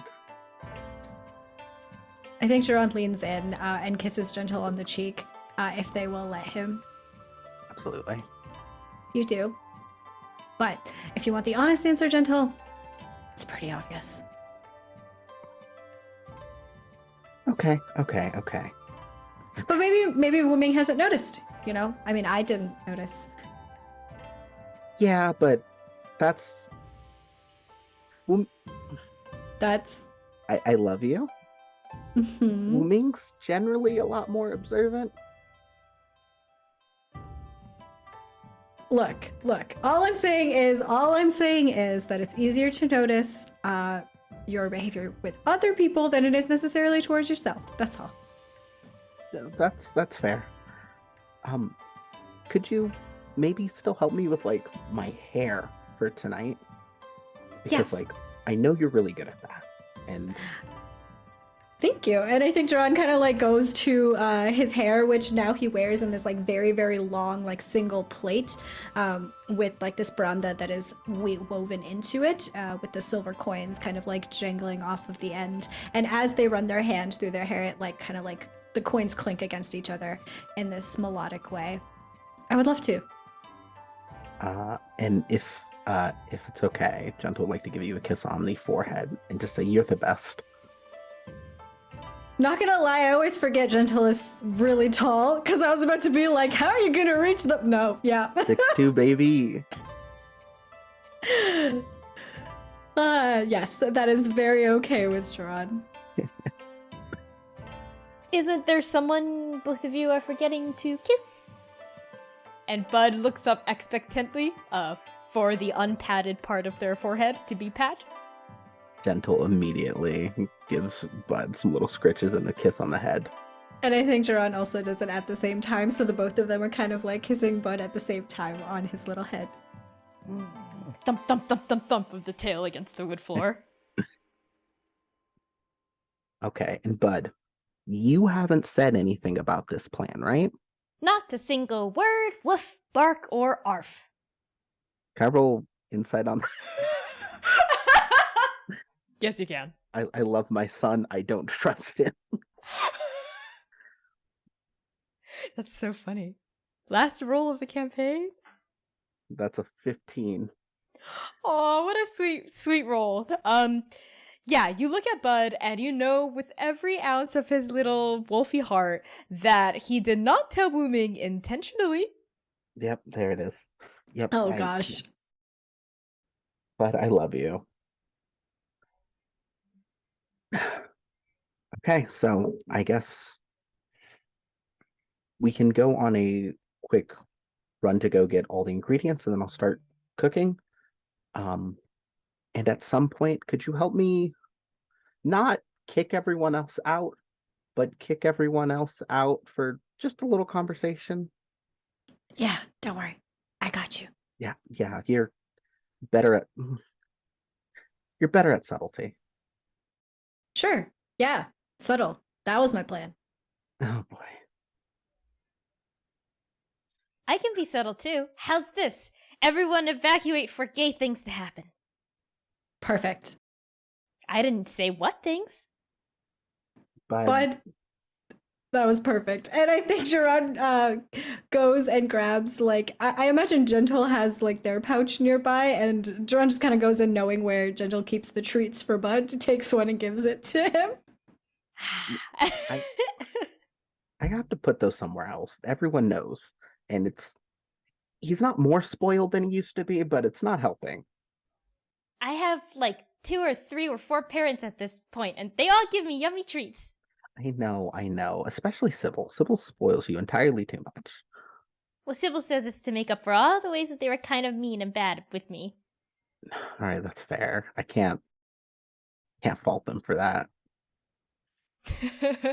Bud snaps some of the treats out of your hand, Juron, slobbering a little bit all over your palm. And I think if you two would be okay with this, there's like a montage of buying all the ingredients needed at various like open air market stalls where again, everyone knows you. They like try to give you stuff for free, you know, but I don't think you let them do that, right? They keep trying to push the money back into your hand, but you like keep, you know, making them take it.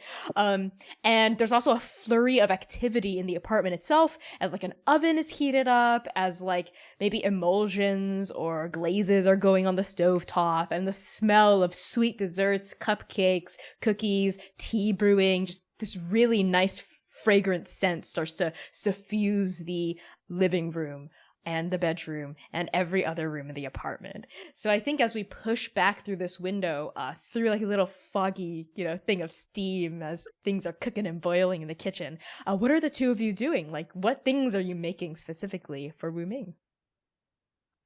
I think I don't know. Can I trust Juron with baking because it is more a science than it is an art? Yes. Then I'm going to say yes. I'm going to trust you with baking then, because that is exact measurements. You don't have to improvise. You got it. The treats are going to be so delicious. I'm terrified. I think Gentle's working on like the main course. Definitely like there's like big haunches of meat. Once again, because like the first thing they had together was like big haunches of meat over the fire.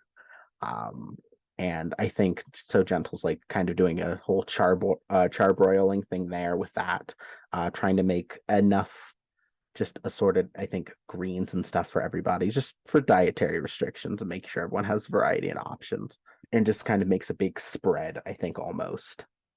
Aw, that's so delicious and sweet. What about you, Juron? I think Duran is working on the assortment of cupcakes that we agreed upon for Wu Ming's birthday. They are trying to make several of every flavor as they go along. And given that Gentle specifically thought that carrot cake was Wu Ming's favorite, and Gentle is the most likely to actually remember what Wu Ming's favorite flavor is, I think he puts particular care into the carrot cupcakes, perhaps to the detriment of some of the other flavors a little bit. The carrot ones are definitely the best out of all of the different flavors here. The carrot cake looks delicious. Like there's like nice frosting around the top of each like cupcake, and then like we pan over to the green tea. It's a little bit of like a war crime, and then we like pan over to the other flavors, and they look sunken in almost. I think it was a case of like Duran started with the carrot cupcakes, and they spent so long trying to make them good that they like ran out of time to do the other ones properly. So they were just like every baking show gone wrong. That's exactly what you don't do. No, I love that. And you're especially running out of time because I think that's toward the end of Gentle putting like the finishing touches on the beautiful assemblage of meats and roasted vegetables and whatnot. Bud kind of pipes up by the door, and Bud has been this whole time the sous chef, quote unquote, as in the person tasting. Like he demands to taste everything that's happening, and he's also like the lookout, right? Because he's like, I've got the best ears. And we hear a thump thump of the tail against the wood floor. Thump thump. She's coming up the stairs. All right, everyone. Places. And I think Gentle has like that split second of like trying to put one last little bit of garnish on the like main course before hiding like behind a couch. And where do you hide, Duran? I think Duran will hide underneath a table somewhere. That's so funny that you say underneath a table somewhere. Do you mean the main table where all Are there not multiple tables? Like there might be multiple tables. There's probably a kitchen table or like in the living area. And one of those is probably a coffee table. Whichever, not the coffee table, because I don't think Duran fits underneath there. So the kitchen table. The kitchen table. Yeah, you squat underneath the kitchen table, you weirdo. And I think one of the gentle wolves snuffs out the lights, right? Like darkness kind of falls, right, in the apartment, and just absolute shadow covers every inch of the space. And as you all go quiet and silent, we hear creak, creak, creak of like footsteps going up the stairs, and then like a little bit of like a jingling of keys against the lock, and then the door pushes open. Yeah, surprise. Surprise! And the lights flick on, and are there balloons? Tell me, Gentle, like what comes out? Yeah, there are balloons and streamers. I didn't put any like little like what's the confetti or anything because Bud might get into it. But yeah, we've like the walls are all decorated. I think they're artificer. Can you artifice me up some music? Oh, hell yeah. I think Duran has a little contraption in the corner. It's a little rock that is playing music off of Stonify. Hate you. Oh my god. Shout out to higher ed. Stag's music is playing. Yeah, Stag's music album. is playing. Oh, that's so cute. Yeah, a little magical stone in the corner that's been enchanted with like audio waveforms basically on it starts glowing and like playing upbeat music. And Wu Ming, we find her now framed against the door, looking a little startled and surprised as like the surprise goes off and like the light comes on and all of you jump out of your hiding spots. We see that her coal black feathers are kind of ruffled and poofed up, so she kind of looks like a chicken that's like ruffling its feathers in front of like a predator, right? And her like inky black eyes are wide, revealing like the white of her eyes around her irises and her pupils, and like kind of like her feathers are raised, and then when she sees that it's friendly, like they slowly come back down, like in a Miyazaki movie, right? Like the hair slowly just floats down. And she's carrying like she's got a hempen bag around her elbow that seems to be filled with like fruits or vegetables or something from like a farmer's market stall or something like downstairs. And her eyes just flick from every member of the Gentle Wolves to Bud, to Duran, to Gentle, and she lets out a, what Surprise? Surprise? Why? Yeah. Why? Your birthday. Oh, yeah. It's my birthday. You remembered? Of course. Oh. And the feathers smooth down even more as Bud noses the door shut behind them, and they kind of like avert their eyes, and a little bit of color flushes the kind of like pale part of their exposed skin on their face. And when they raise their eyes back up, they kind of blink multiple times at you, Gentle, before saying, Thank you. I've never had a surprise party before. Yeah, I remember we talked about birthdays once, and I wanted to make sure you got to have one, and especially here with everyone. I wanted to make sure you had something nice. Oh, thank you, Gentle, and everyone. I have never had a actual party before. Not even a surprise party, just a party for me. It feels like too much. Is this too much? You're not bored or upset with me, right? No, we did it because we wanted to, but if at any moment you need a second to just get away, I understand. I feel the same way about parties, so you're the guest of honor. This is about you. Oh.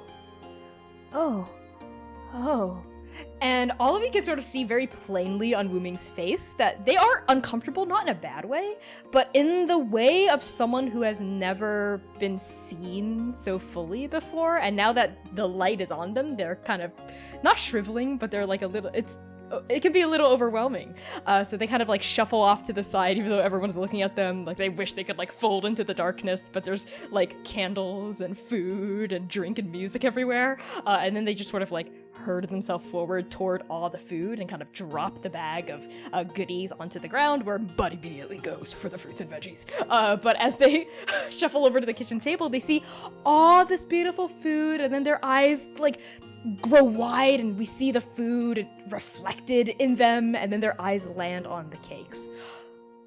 This is all for me? Yeah. Every single thing. Gentle cooked. And Drawn did the cakes.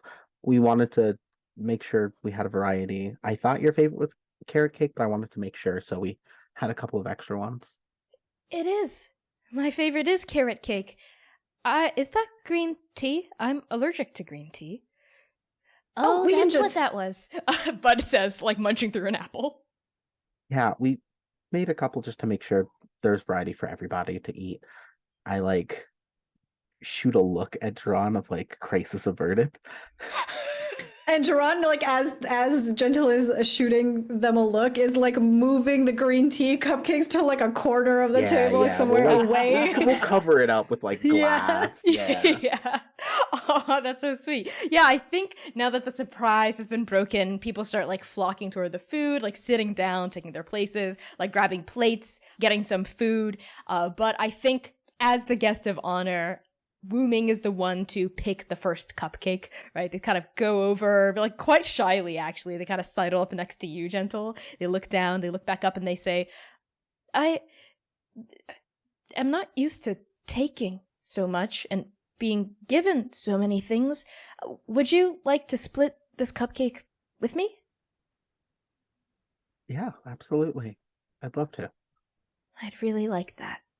And I think Bud says, oh, do you need a knife to cut the... Oh, God, okay. As Wuming just sort of like pulls out this like jagged assassin's blade from like the innermost like confines of their feathers, and then they like in two swift motions cut that cupcake like just in half, and then the knife is gone.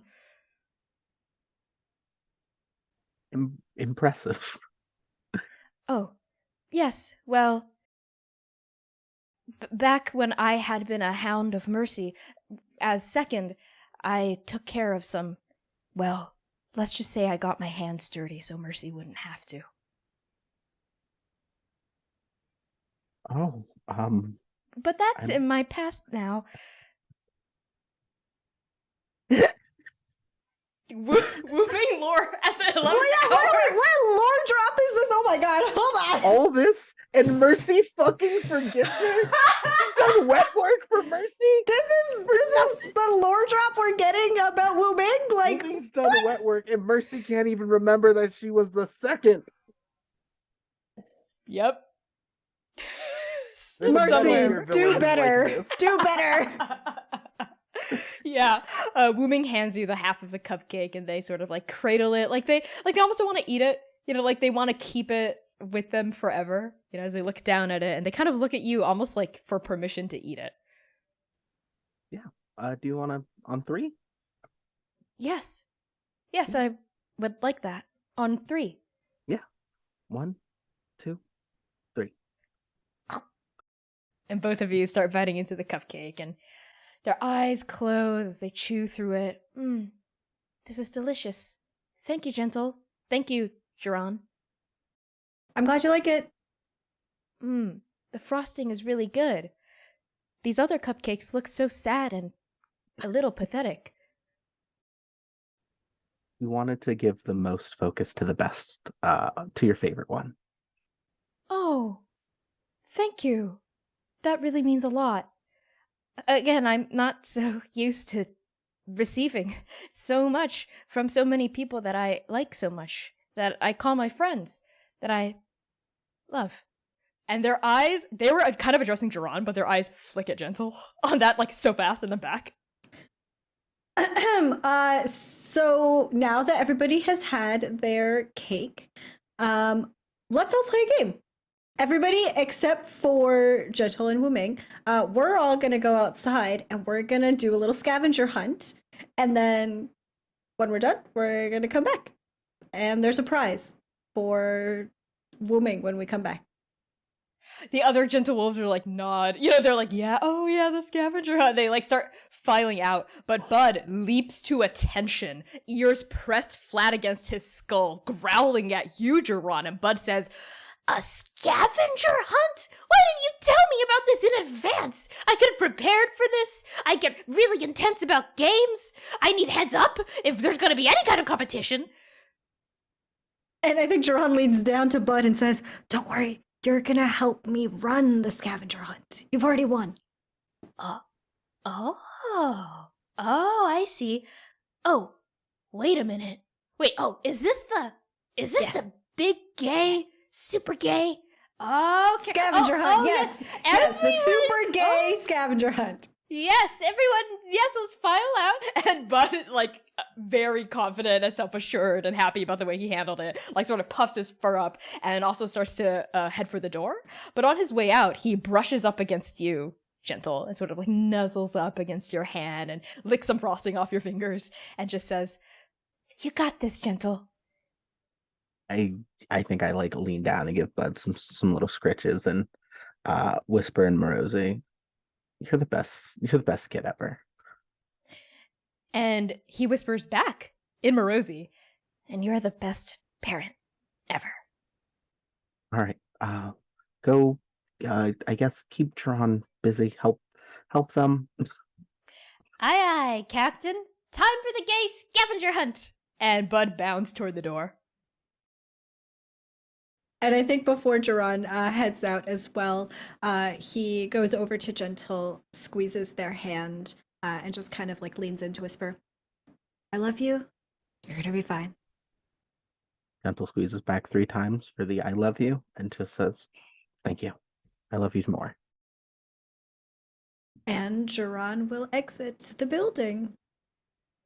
As Jiran and Bud leave, and the door closes, and the rest of the Gentle Wolves also exit, we're left alone in the space with just Wu Ming, who's still examining the crumbs of the carrot cake cupcake in their hands, and you, Gentle. What do you do?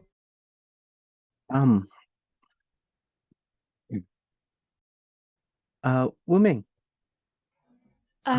Yes? One other thing that I still wanted to do, which is birthday tradition, is I wanted to give you a gift. Gift? Oh! Yeah. Oh, no, this was enough of a gift. Too many gifts and well, you know me, I struggle with accepting good things sometimes.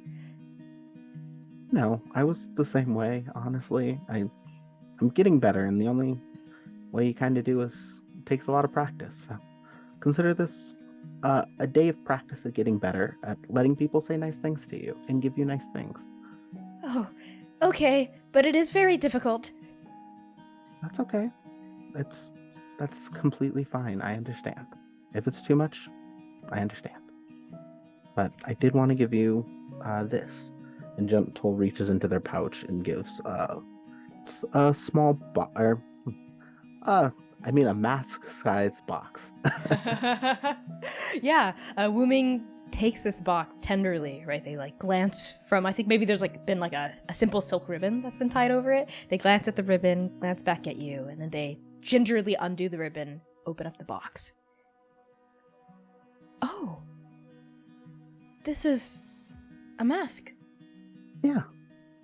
We got to the habit of every time I see you, I get to give you a mask. And I really like it as a little tradition we have. And I worked with Sybil on this one to make it extra shiny and have a couple of gems in it. So I wanted this one to be special. It's beautiful. All the gems sparkle so much, and you remembered that I like shiny things. Of course. How could I forget? I've never been able to forget you. Oh.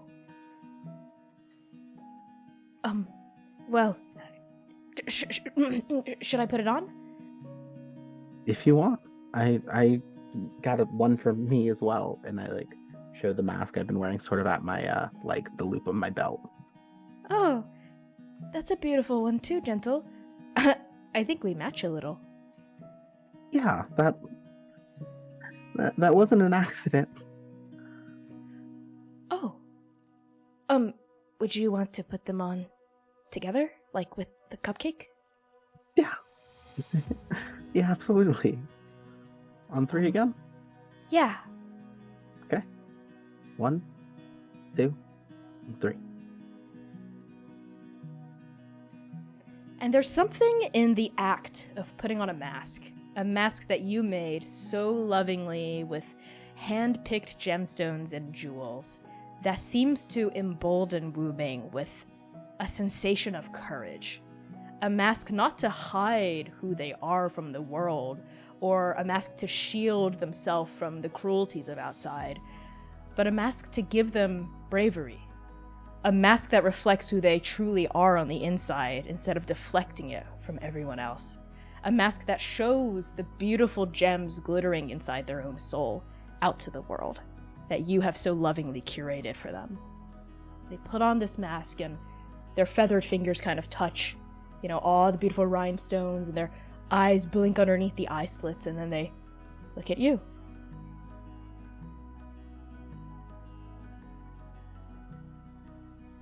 And I think in that moment, Gentle, these two people who so often find themselves lonely in rooms full of other people, we find them now gazing at one another across this warm glow of candles, the sweet smell of cupcakes, and this fuzzy feeling of community still lingering in this air, knowing that both of them are seen, loved, and that they are making a genuine difference.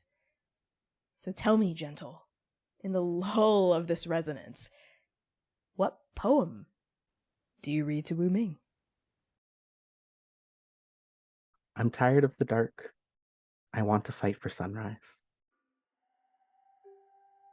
And I think just looking at Wu Ming as I recite this, there's I think a feeling of when you look in someone else's eyes, you can feel how far you've both grown and how far you've come. I think there's that immediate just sort of feeling of warmth of we were so fundamentally different in a lot of ways, and I'm so glad that I'm a better person, and now that I'm a better person, you're still here. And I think Gentle reaches for her hand that moment.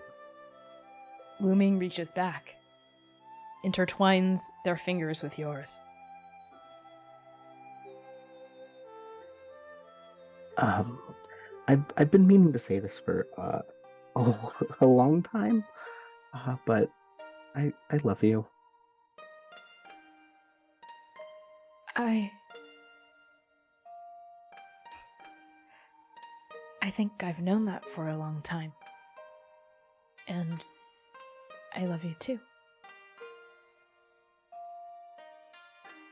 And part of why I wanted this day to be really, really special for you is I also wanted to ask if you wanted to be my partner.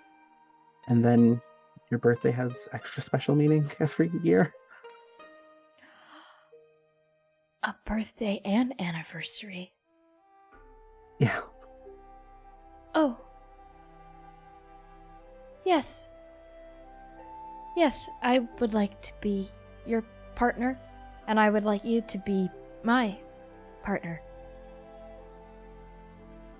Perfect. Can I kiss you? Yes, please. And I think Gentle gingerly takes off their mask and Wu Ming's mask and slowly gives them a soft kiss. And Wu Ming kisses you back. And the two of you embrace in that humble but well-loved room, surrounded by the smell of carrot cupcake and the feeling of love and community. We're going to end our epilogue there.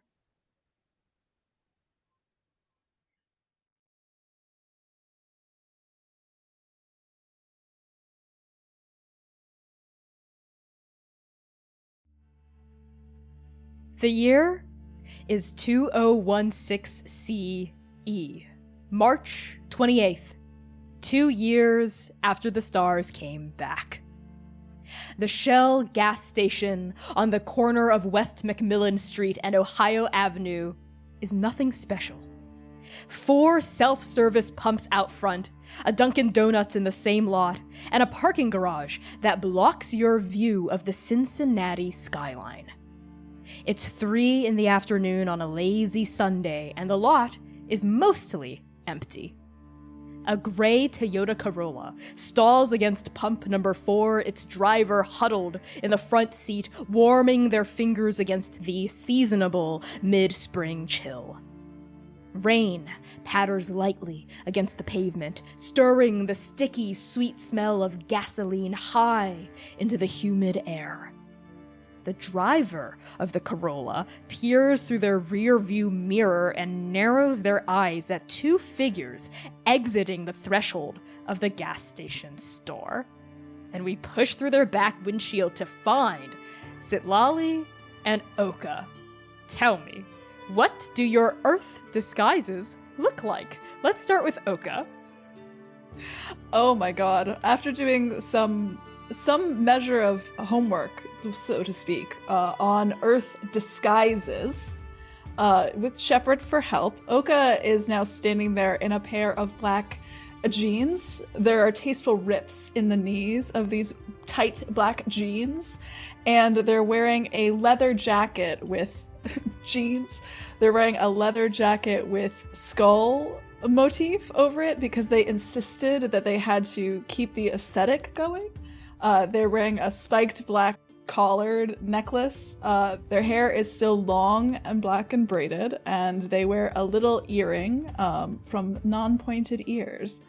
And their eyes, which are both blue, flick over to Sitlali, and they go, "This place fucking creeps me out." Sitlali has settled on about the same height as Oka for once.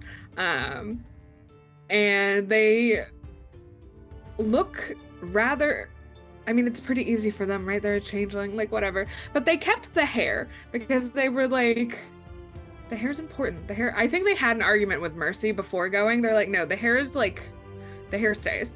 And they are in sort of a cropped sweatshirt with mesh paneling in it because they, I think, was studying with Shepard on Earth things. They were like, oh, that, I like that, and they kept pointing at the mesh things. And Shepard had to keep explaining that not everything could be mesh because you can't be. Anyway, so, and I think they are in like probably like leather booty shorts with like fishnets because again they are obsessed with the mesh and like Dr. What did Shepard call them? Dr. Martens? Dr. Martens. Dr. Martens. Dr. Martens. Yeah, a pair of Dr. Martens that Shepard very kindly acquired for them. And they've got their hair kind of up a little bit in like a bandana, I think is what Shepard called it. And they do still I think in a pocket of the booty shorts. They're not pockets of holding. So like, and they're like, why are the pocket? I think the first pair that they tried, the pockets like that did not have pockets, and Lally was like, absolutely not. Why would anyone wear things that don't have pockets? I don't understand. Dewey was right. Like, for once, we'll admit that Dewey is right. Finally, after all these years.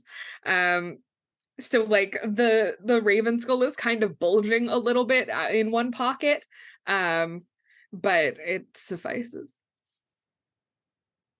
Yeah, I think we push back through the back windshield of this Corolla as the driver just stares and just sort of mutters, "Goths." And then they get out of their car, take the gas pump out, screw the cap back on, and like speed off.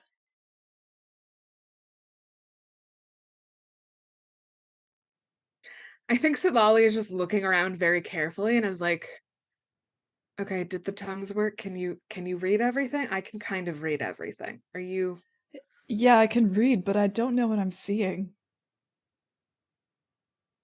Why would you hold a donut? I don't.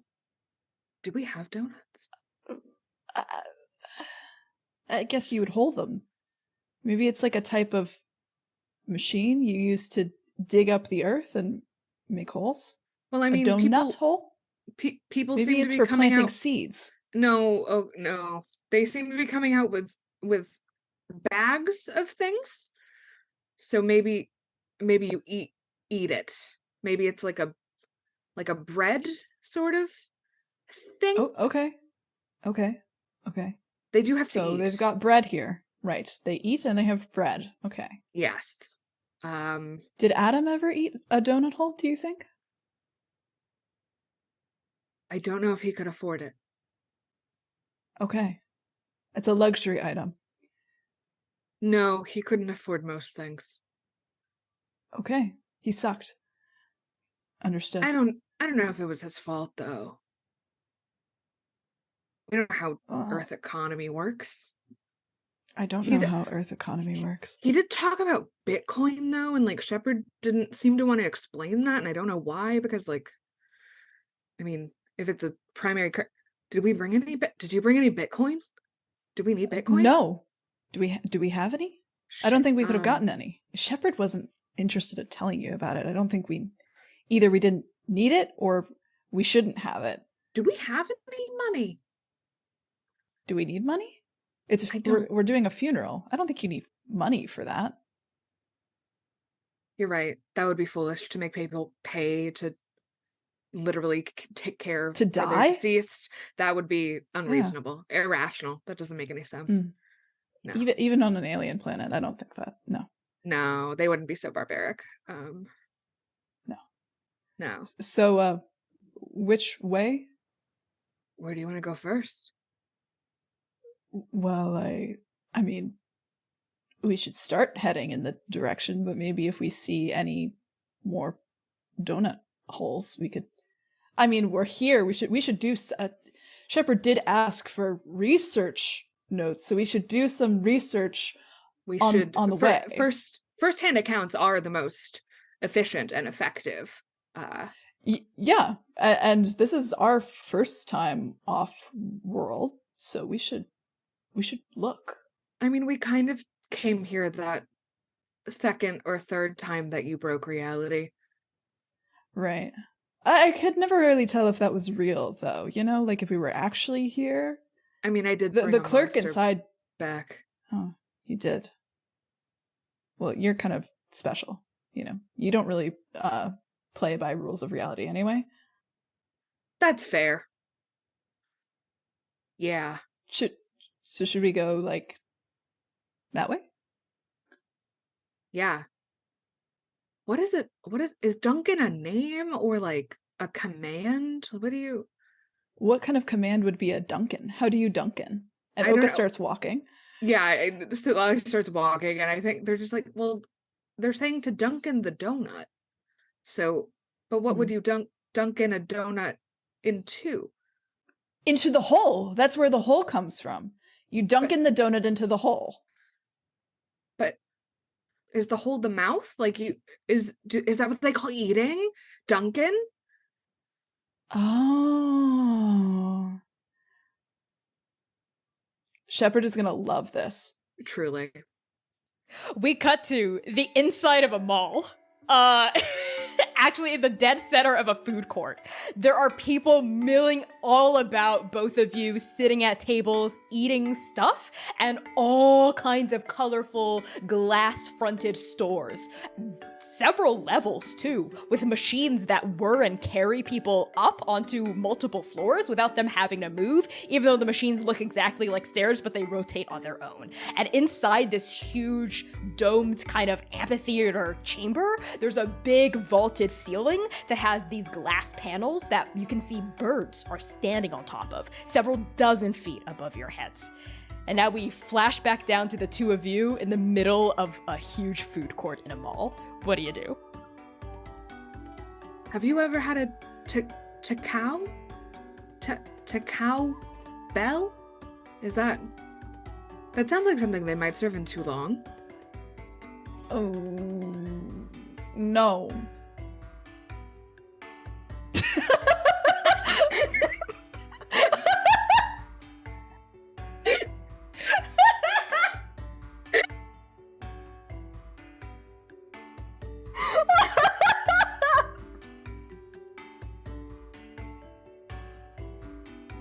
I don't know what a Crunchwrap Supreme is, but I think I want one. I know. I know that you've been taking a break, and I'm glad for it, but I would like to engage in some intellectual vigor, and I would like to try a Crunchwrap Supreme. Okay. Oka, you go up to the counter of a Takao Bell, and everything's all purple and white here. The colors seem to brand specific stores, right? There seem to be like particular kinds of colors related to certain areas. And here you see that big bell. You see every person working behind the counter is dressed the same, even though they look radically different from each other, right? Different heights, different sizes, different just like dispositions. The person, for instance, at the cashier, that's a term you learned recently, is this kind of like peppy adolescent girl, but the people in the back who are preparing the supposed Crunchwrap Supremes are much older and look a lot more depressed. Hello. I would like 2 Crunchwraps. Good The afternoon. Supreme variety, please. Sure, 2 Crunchwrap Supremes. Anything else? Do you want drinks with that? Yes? Okay, what kind of drink? Do you want a Coke, Sprite, Pepsi, Baja Blast? You've got Sprites here. Yes, we have Sprite. I thought those were only in the Fey realms. Okay, I'll take a Sprite as well. Faye. Yeah, okay, what size? You want small, medium, large? A small one. I Okay. don't have to carry it around. Does your friend want a drink? Stitlali, do you want a drink? What is a Baja Blast? Yes, one of those I have had before, yes. Oh, is this your first time at a Taco Bell? No, we frequent the Bell. Oh, okay. Well, all right. I will have 2 small Baja Blasts for you, 2 Crunchwrap Supremes. Anything else? All right, great. Your total is going to be $12.49. Cash or card? Card. And Sitlali, I think, just kind of like reaches behind like as if to go to a pocket and like, please, weave, please, and like manages to, I think, find like a sliver of it and like produces a card. It's weird. It's like a material they haven't really encountered before, and they just kind of hold it up. Card. Right into the chip reader, right there. And she gestures toward a device that has a slot at the bottom. Chip, you eat the... No, into the chip the reader, here. And she like taps it and picks it up kind of frantically. Here. Ah, yes, we are accustomed to cash-only bells, and I think Sitlali jams it in. For the podcast listeners, Sitlali was trying to put the chip into their mouth. Thank you for that. Okay. And then after a beat, it starts beeping. Beep, beep, beep, the device. You can remove it now. They do, quickly. All right, sounds good. You are order number 7, and hands you a slip of paper. Thank you. Thank you. Are you having a good Cincinnati? Yeah, my Cincinnati's pretty good. How are the two of you? Good. We're going Good. to a funeral later. Oh, I'm sorry to hear that. It's been a long time coming. It's been a few years at this point.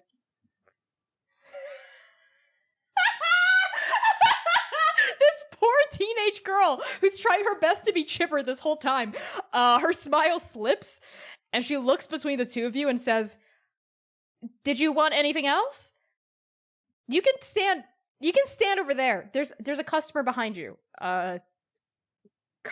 Yes, of course. And I think they just kind of like grab Oka by the shoulders and go. Hello, sir. How can I help you? And then the two of you stand off to the side kind of awkwardly, where thankfully a few moments later, someone, different person, slings up to the counter with your order in a paper bag, brown paper bag, and 2 drinks in these strange looking cans with straws stuck through the middle of the top. Order number 7? Oh, Yes, that's us. that is, I am 7. Yes, and they hold up the Okay. receipt. Yeah, okay, thank you. And they take the receipt and put it on a sharp, like, spear-looking object on the counter, and they hand you the bag and push the drinks forward. 2 Crunchwrap Supremes, 2 small Sprites. Yes, well killed. And pointing at the strange spike. Well done. And they just turn and like walk away with Oka. Okay. I'm all weirdos, I swear to God. He turns and walks back to the back area to keep making food. As Sitlali normally consumes a Baja Blast, I think their head is on a swivel, kind of like Oka's, and I think they land on a strange booth, stall, something, and it has like images of mostly younger looking faces making silly poses on like other rectangles, and there's like a weird, like a curtain kind of like that's hovering in the weird artificial wind that these buildings seem to have, and I think they're enlarging eyes as the caffeine starts and the sugar start to hit. I don't think Sitlali, other than tea, has ever had caffeine. And like they just kind of are craning their neck, and I think they're down to the ice now, so it's making an obnoxious like slurping noise as they are trying to get the last remnants of Baja Blast out of the cup. And they just with their free hand point at this strange stall that like I think maybe like a group of youths are coming out of, like giggling and laughing, and they just point at it. Is it, but do you want to go in the magic box? And they are nodding voraciously. That's not how you nod. Nodding vehemently. Okay. Magic box it is. Here, we can put the Crunchwraps, and Oka like puts the Crunchwrap Supreme into their jacket pocket, just raw dogging it into the jacket. I think Sitlali puts theirs into their mouth like an anime character who's late for school. And just kind of like faster than normal. They're somehow much like they're still kind of like uneven on their footing. They've probably brought like a They didn't bring their sword cane for this because it's not supposed to be combat related. So they have like a lighter cane with them. And they just kind of zoom like relative for them over towards the strange stall. Did the Baja Blast cast haste on you? I don't know, kind of. I've never been hasted before. Is this what it feels like to be hasted? Is everything like moving really fast? Yeah. Yeah. Why aren't you hasted all the time? How do I get hasted all the time? I hope to be. I kind of feel like I'm hasted all the time with Sen. I don't know. Does Sen give you Baja Blast? I don't know. I'll do you think ask. if we bring some to Shepard, then they can figure out how to make Baja Blast, and then we can have Baja Blast all the time at home? We can maybe. Do you want to do that? Do you want Baja Blast at home? Yes. Okay. We could have Baja Blast at home all the time. Mercy's gonna love it, and I think they just drag Oka into the strange booth. And Oka follows in, and they kind of hit their head on the top because they're like that, and they're like, and they duck underneath a little bit, and they go in and they go, You know, speaking of Mercy, if you had told us that you were going to elope, and had like a real wedding instead of just running off to Unmei's temple, then maybe we could have had Baja Blast at your wedding. Well, first of all, we didn't know that Baja Blast existed during our wedding, and I think Siddhali is staring at this strange screen in front of them. It's some sort of display. But they recognize the chip reader from earlier, and they're like, I am a genius. And they insert the card into the chip reader, and they're like, I don't know what this does, but something's gonna happen. Okay. Anyway, yes, our wedding. Listen, we were planning it, and then we kept putting it off because, things are always busy all the time. And Squeak was on us about getting married and when we were going to get married and when we were going to get married. And, we just felt like it would be better to like, just go do it, just like Unmei wasn't even really there. I mean, like the lake was there. So Unmei was really technically there, but like, we didn't like invite her. Like she didn't get an invitation. Right. Nobody got an invitation. Right. Yeah. Unmei just is the lake. We told her to turn around, but like I don't know if she did or not, because she is the water, and the water is her. Yeah. No, I get it. Squeak can be very pushy. She certainly is a mom. I get why Tad, her son, turned to wrestling as an outlet. You know what I mean? Yeah. Squeak, and like Sitlali is clearly having a war flashback to all of like a montage of Squeak scolding them for fornicating outside of marriage, and all of the things that Sitlali and Mercy had probably been up to, and Squeak had definitely heard at one of the times that they were staying at the homestead. Marriage is a sacred bond, different from bondage. Sitlali, you keep that shit to yourself. And like those words are echoing in your ears. Homophobic Squeak reel. I can't believe this. And I think as Sitlali has this war flashback, there's suddenly a bright flash of light. And suddenly Oka and Sitlali's faces are in front of them. That's us. That is in fact us. But not, and they like move experimentally and the image doesn't move. So it's not a mirror, it's like a time, is it it's time counting. prison? It's counting down. It's 5, 4. What happens? What's 3, 2. I didn't bring a sword. 1. Another flash goes, and then both of them like staring intently at the camera. Awesome. This is some kind of hell device. I feel like Dewey would make something like this. Yeah. Or Lilith. And then they get kind of like their look softens immediately. And Oka's face also kind of softens, and they glance over at Sitlali, and maybe like that's the next photo that comes up is Oka looking kind of softly at Sitlali as she's like wistfully like looking up into the like up and out. You know what I mean? I have to draw this. And they go, "Have you found anything yet?" And I think Sitlali turns and looks softly back at Oka. On Lilith? Not yet. Still hoping. And then a voice chimes out all around you from nowhere and everywhere at once that says, "You look great, guys. Now for a silly one." And 5, 4, 3, 2, 1. And the last one is of Oka's fist coming towards the screen and the camera. Yeah. Sitlali's like hands are raised in the background.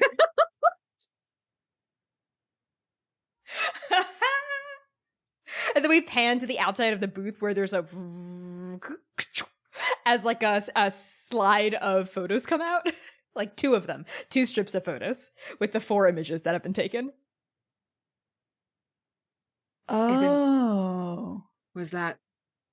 It's like drawing, but really, really fast. Do you think do you think they feed the people inside the machine Baja Blast so that they draw really, really fast? It must be what the entire economy is based off of. Baja Blast? Baja Blasts. Yes. I think so.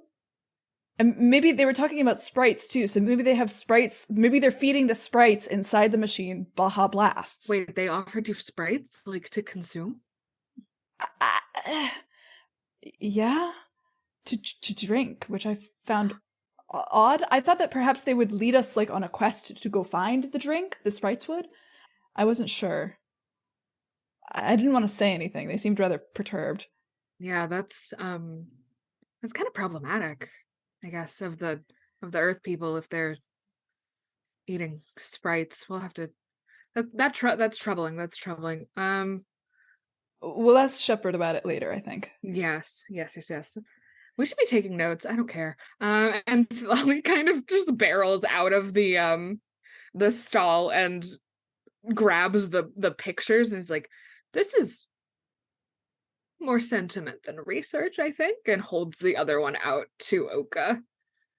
Yeah, I mean, Shepard could maybe look at them, but probably doesn't have to keep them for the Earth Archive, right? No. It should just be. We could keep. I mean, I need a bookmark for my journal, so Yes, of course. Yeah. Yeah. No, it'd be like a bookmark. Yeah, casual. What the fuck is that? And Oka's eyes have locked onto a dark stall. A stall painted all black. A stall with lots and lots of black jeans hanging in the windows. I want that. I want to go there. Hot topic. And then we cut to inside the Hot Topic. It smells like cologne cranked up to 12. And there's music playing that's like the weirdest kind of music you've ever heard. It's kind of like screechy, but not bad. And it's got like weird modulation and all kinds of timbres and sounds you've never heard before. Of course, this is the electronic dance music. And there are workers here, but they look exceedingly young, like much too young to be workers. But they're going about the store doing what you can ascertain are worker things, like restocking items on the shelves, tidying up the space. And there's only a couple other people in here. As soon as you walk in, a greeter by the door, who's currently tidying up like a display of posters, like rolled up posters near the front, turns and says kind of lackadaisically, "Welcome to Hot Topic. Is there anything I can help the two of you find?" You've got green hair. Huh? Oh, yeah. I just dyed it last month. I like your choker. Thank you. And nice I'd like nets. to look at your jeans. Oh, yeah, sure. Clothes are right over there. Who died for your hair? Who? Oh, you're a funny one. Yeah. Ha. And they just follow, okay? Yeah, no, but if you want this kind of dye, though, we actually have it in stock. It's Good Dye Young. It's Haley Williams brand. Good Dye Young. I mean, I suppose Haley they do. Williams died for the hair. Ah, they sacrificed Haley Williams.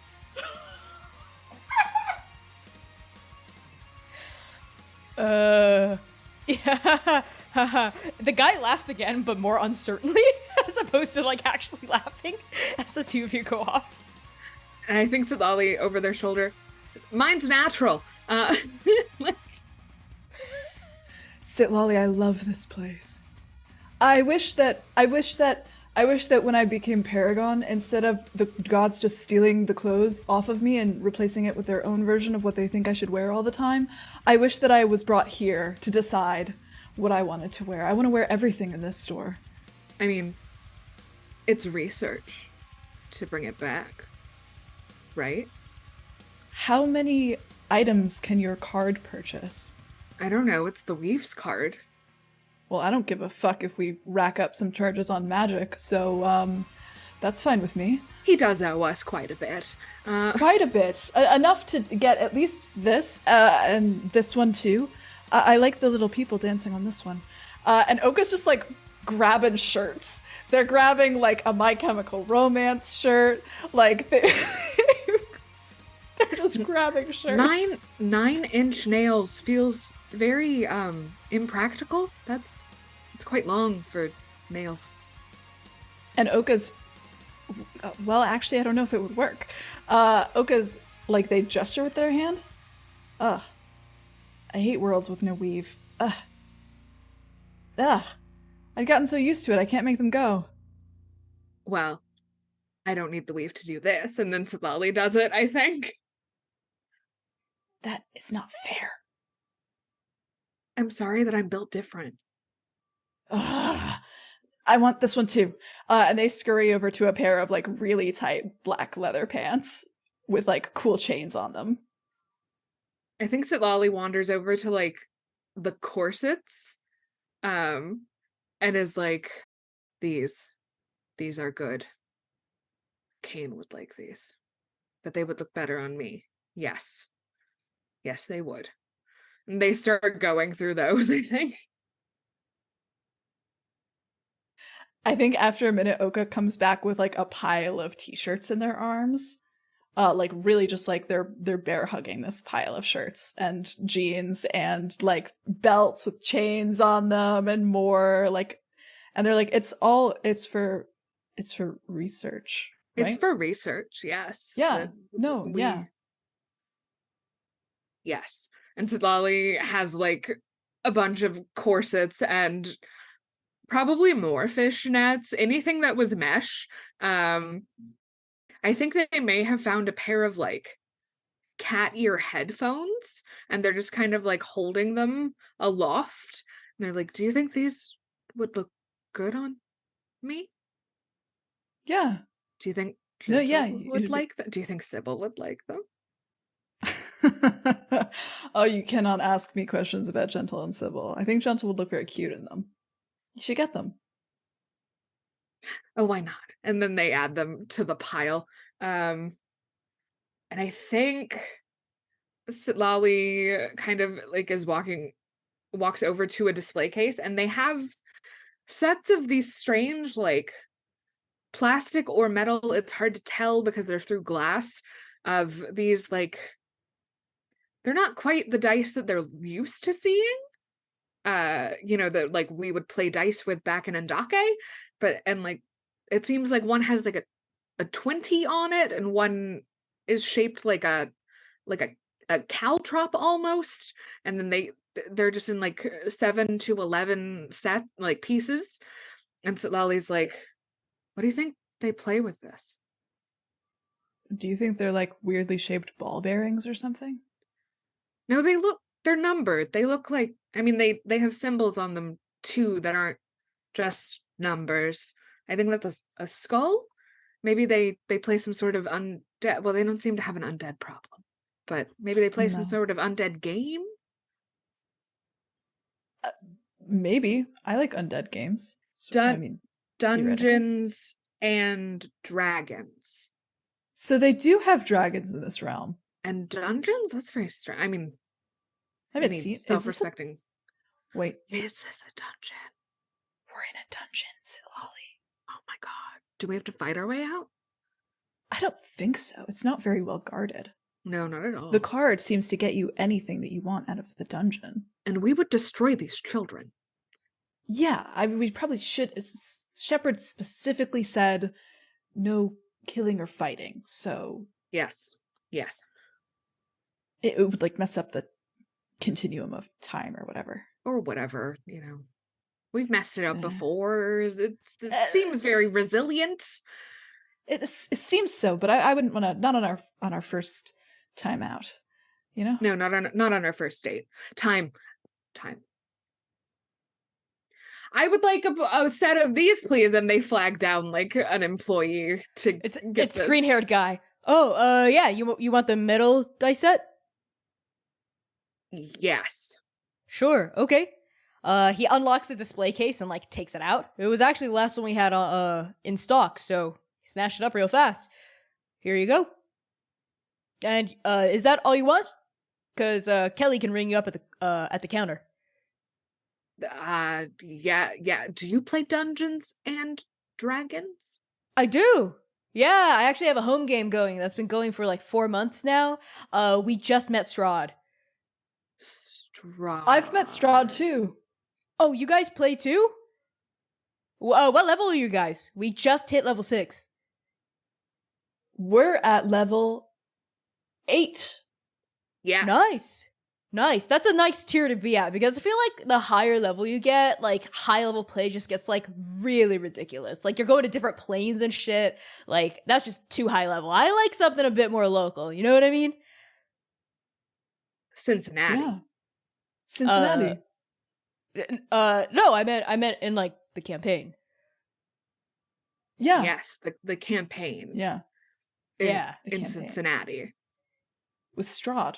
Yeah, my play group's in Cincinnati. We do meet in person. Yeah, against Strahd. Actually, my next game's tomorrow night, and I'm ready to kick that vampire's ass. Oh, vampires don't exist. Vampires. Well, yeah, of course they don't exist. There we go. Right. Kelly's gonna help you guys now. I've got some stuff I have to go do over there. He just kind of like closes the display case and backs away. Vampires are real, Oka. What? No, they're not. Yes, they are. You're a necromancer. How do you not know this? No. Vampires are. It's just hemomancy. It's just more hemomancers. It's no. We can argue about this later, and I think they go to Kelly at the checkout. Kelly is a heavily tattooed woman, very heavily makeuped as well, hair shaved on one side, and she's just smacking chewing gum on like one side of her mouth, and has been, this is incredible for Kelly, has been on a device that's flat and rectangular and just scrolling on it flat while it's on the counter. And with her other hand, while chewing something else in her mouth, she's taking bites out of a baked treat that is twisted into a strange shape. Like it's got holes in it formed by the twists, and she's holding it by a thin piece of paper, and there's little crumbs that keep coming off, and it smells buttery and sugary and really good as she's biting into it and eating and chewing and then still smacking something else with the other side of her mouth. Yeah, I can ring you guys up over here. What is that? This? And she holds up the baked treat. This is a pretzel. Can I have that? You want my pretzel? Is it the only one in this dungeon?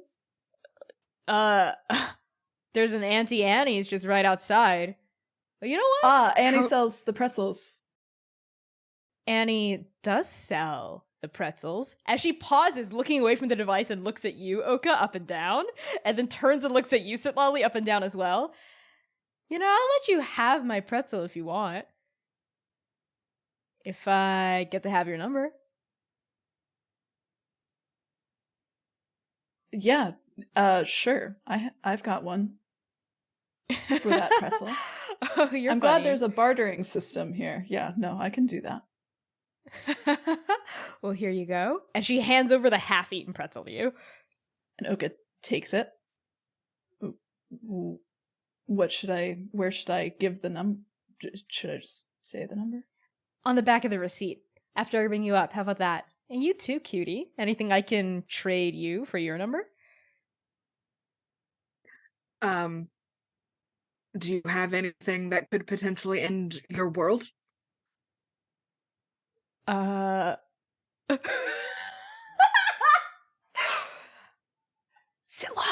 we're not here for world-ending stuff. Well, no, if they have something that can end the world, I would like to take it away from them. Oh, yeah, okay. You know, you guys are really funny. Is this like a LARP thing? LARP. Yes. Yes. Oh, okay. Yeah, you know what? Then, yes, I do. It's very dangerous and it can only be taken away from me for your number. Yeah, and I think they just kind of like throw the corsets and stuff onto the counter and like hold out a hand. Yeah, and Kelly uses a different device and starts aiming it at pieces of paper dangling off of thin strips of plastic from each of these objects. Beep, beep, beep, and starts folding them into a bag. Says, you know, when I'm done ringing all these up, I'll give it to you, and gives you a big wink. Beep, beep, beep. Here you go. Sitlali kind of like leans back and over to Oka and goes, I think this is Earth flirting. And here's Oh. the world-ending object. And she reaches under the counter and pulls out a clear box. And inside is an object of some kind. Has a massive head and a smaller body. And the head like wobbles a little bit as she sets it onto the counter. And it's weirdly freaky / cute. And you see lettering on it because of tongues you can read that says Funko Pop. Funko Pop. And I think Sitlali looks at the Funko Pop a little harder and then looks up at Oka and goes, they spelled Fortnite wrong.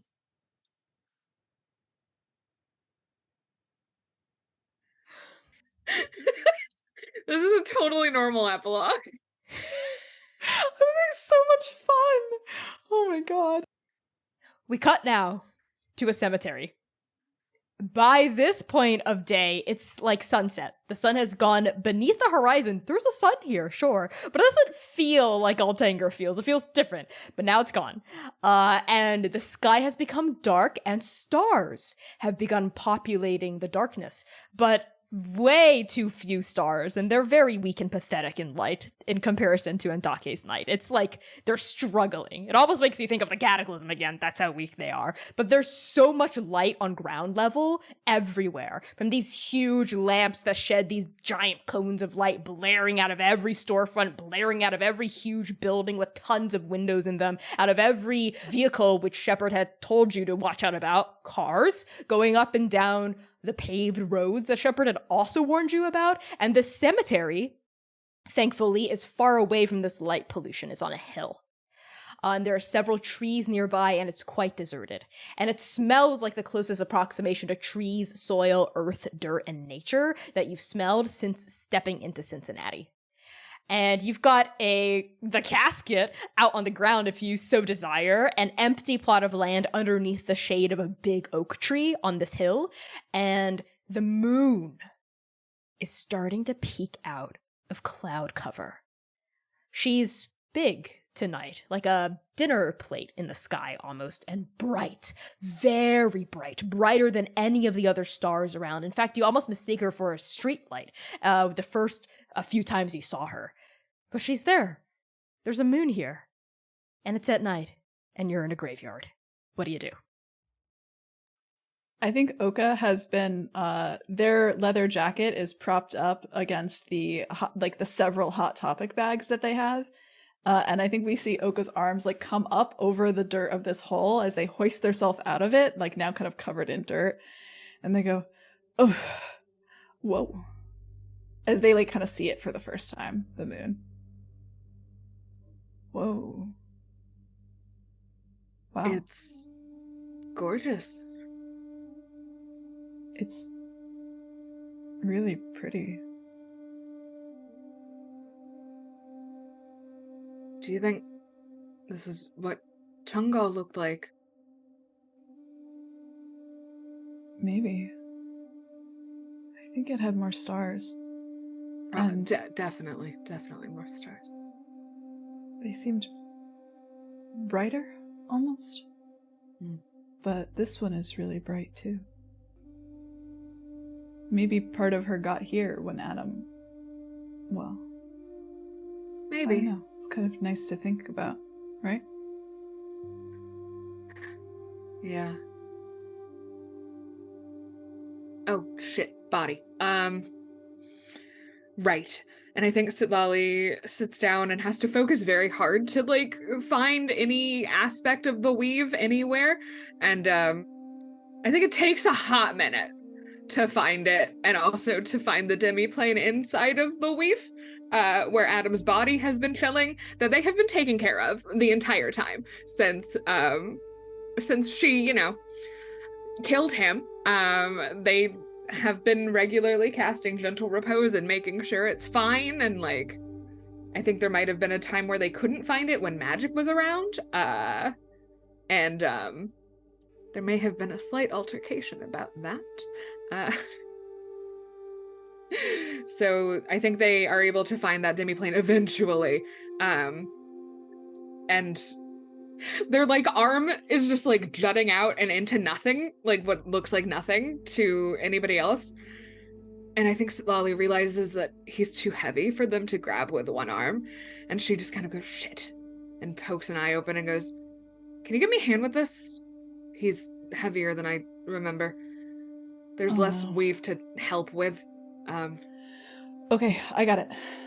Yeah, it's easy. You just, yeah. Right, I'll just, and they kind of, like, trace their hand over where Sitlali's is to follow their hand and their blood and their existence, basically, into the demi-plane. So there is no weave on Earth. You are reaching across a dimension to find Adam's body, which is folded into a demi-plane on a completely alternate reality.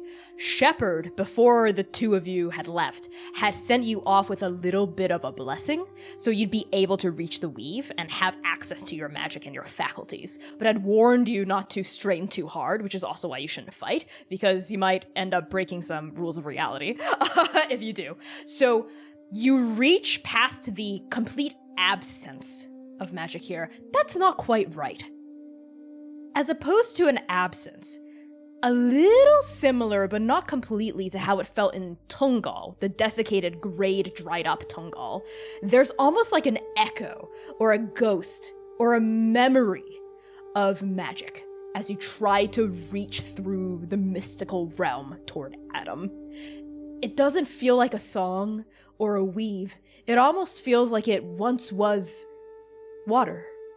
Like rushing water. A river, perhaps. And then it dried up.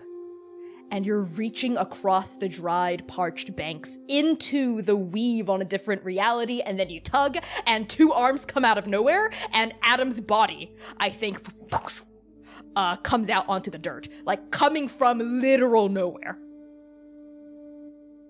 Oka catches him so his body doesn't thump. They, like, get him in their arms. Thank and you. You're very welcome. Can I put him in the box? Yes. Yes. And I think they had picked out kind of like a very simple wood, like, Quinn doesn't know wood. But like a very simple, like, nice looking wood, with like a bright green, like with green lining. And I think once Oka puts him in the casket, they aren't really sure how to arrange him, but they kind of do the best that she can, to make him look a little more dignified. Yeah, you fold Adam's body into the casket, and the two of you together help lay him to rest. And when you're done with it, you take a step back to admire your handiwork, and he looks peaceful. His arms folded across his chest, his eyes closed, his skin relaxed. Is this the part where we say words about him before we put him in the ground? I'll be honest. I probably shouldn't, given that I don't know if I have anything to say. You are the death priestess after all. That's fair. That's fair. And they kind of steady themselves against their cane, and she looks back up at the moon and remembers that time that Adam told her what a moon was, and looks like kind of just off to no one in particular. Adam was not a remarkable person. I don't know if Adam was a good person. If he was, he is a good person who did terrible things. But he was a person, and that grants him some degree of dignity. Life means something, even here. And I think she pulls out the raven skull that has Adam's soul in it and has this entire time, and just kind of isn't looking at it, just kind of rolls it around in their hands, like they've done this a lot in perhaps their more quiet hours. Adam Smith was a man who did what he had to survive in a place that he never should have been. And though he did terrible things, what happened to him was also terrible and unfair. Maybe given the chance to change, he would have been better. And unfortunately, not all of us are blessed with that chance. But he's home now. And he will be remembered by at least one. 1.5. 1.5. And then they look down at the skull. Adam, you said you didn't believe in gods or anything like that. So, I don't know who to pray to send you off to, but you are home, as promised. I hope you learned something at the end there. And I hope that wherever you do go, you get the opportunity to choose differently. Yeah. And I think Sitlali delicately pulls the soul out from the beak, almost, of the skull, and just kind of lets go. And this soul, which had been so perforated by the presence of the empty that you can't tell what color it used to be, drifts out from the skull like dust. And both of you see it twining through the air toward Adam's body, and then drift in through his sternum and settle down. Nothing else happens, but something feels stiller.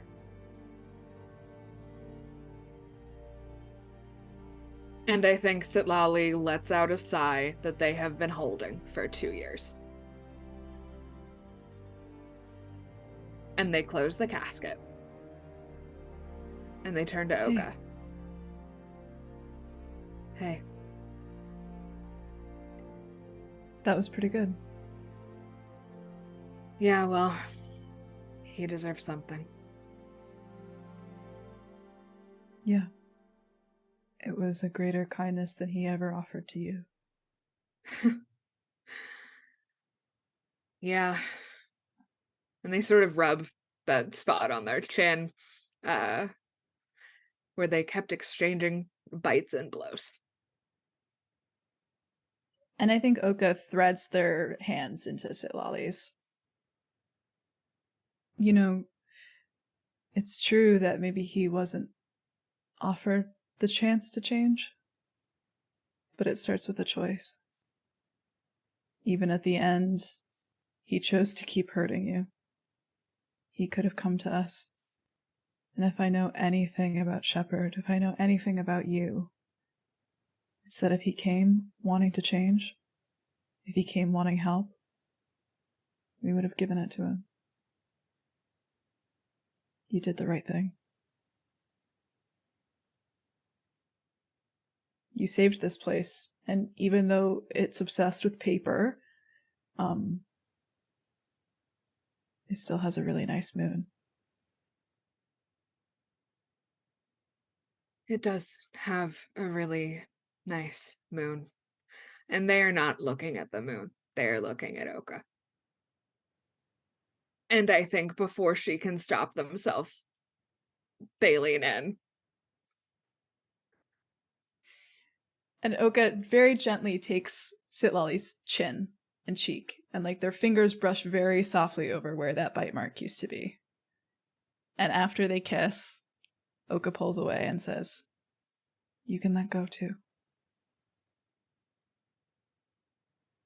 Fuck, I hope so.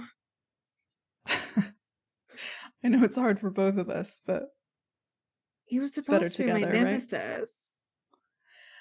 I know. In like a fun way, you know? Like, that He wasn't didn't have the satisfying. propensity to be a fun nemesis. No, I guess he didn't. We'll get I you a guess- better one if you want. I guess Shriyang can be mine nemesis. If I've heard anything about her from Mercy, I think that she would make a very fine nemesis for you. Maybe. Maybe Kane could be my nemesis. Oh, stop that.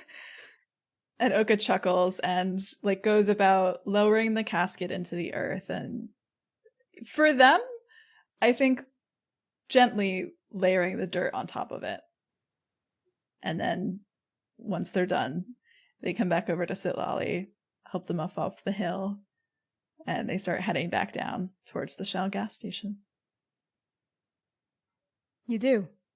The walk back to the Shell gas station is brief and punctuated by the honking of cars down the street, of strange lights flashing green and red. The nighttime of Cincinnati is somehow more busy than the daytime here on Earth. You see all kinds of people out and about walking in pairs, families alone, groups of friends as well. As you cross streets, pause when you see lights go red, and then walk when you see like a little like white man symbol come up. Just follow other people walking. That came out wrong, but you know what I mean. You navigate the big city. We see Sitlali and Oka navigate in the big city. And as the two of you start to head back to that gas station, tell me, how do you composite yourselves? What are you doing? What are you saying? We have so many bags of Hot Topic things, which is so funny. And I think as they're hefting all of their Hot Topic wares, Sitlali is just kind of chattering on about an upcoming trip to Blackspire that they have planned with Mercy. And she's saying, well, I also have to break into Pascal's tomb again. Right, okay. The tomb breaking. Now we're back to, yeah, okay. To be fair, I used to have clearance. We've spoken. As a keeper of Sen, I think you should be more than allowed to go down and visit Pascal's tomb if you want to. There's a lot to catch him up about. And then maybe I can fill in the whole, like, Shuhai time loop gap. They might be wondering about that still. I can only imagine how they feel, you know? Yeah, that's a lot. That if you had been stuck in a time loop and just gone, And definitely that would have been heartbreaking, in fact. Yeah. No. I used to envy the first Paragons a lot, but the more that I think about it, the happier I am to be here in this timeline.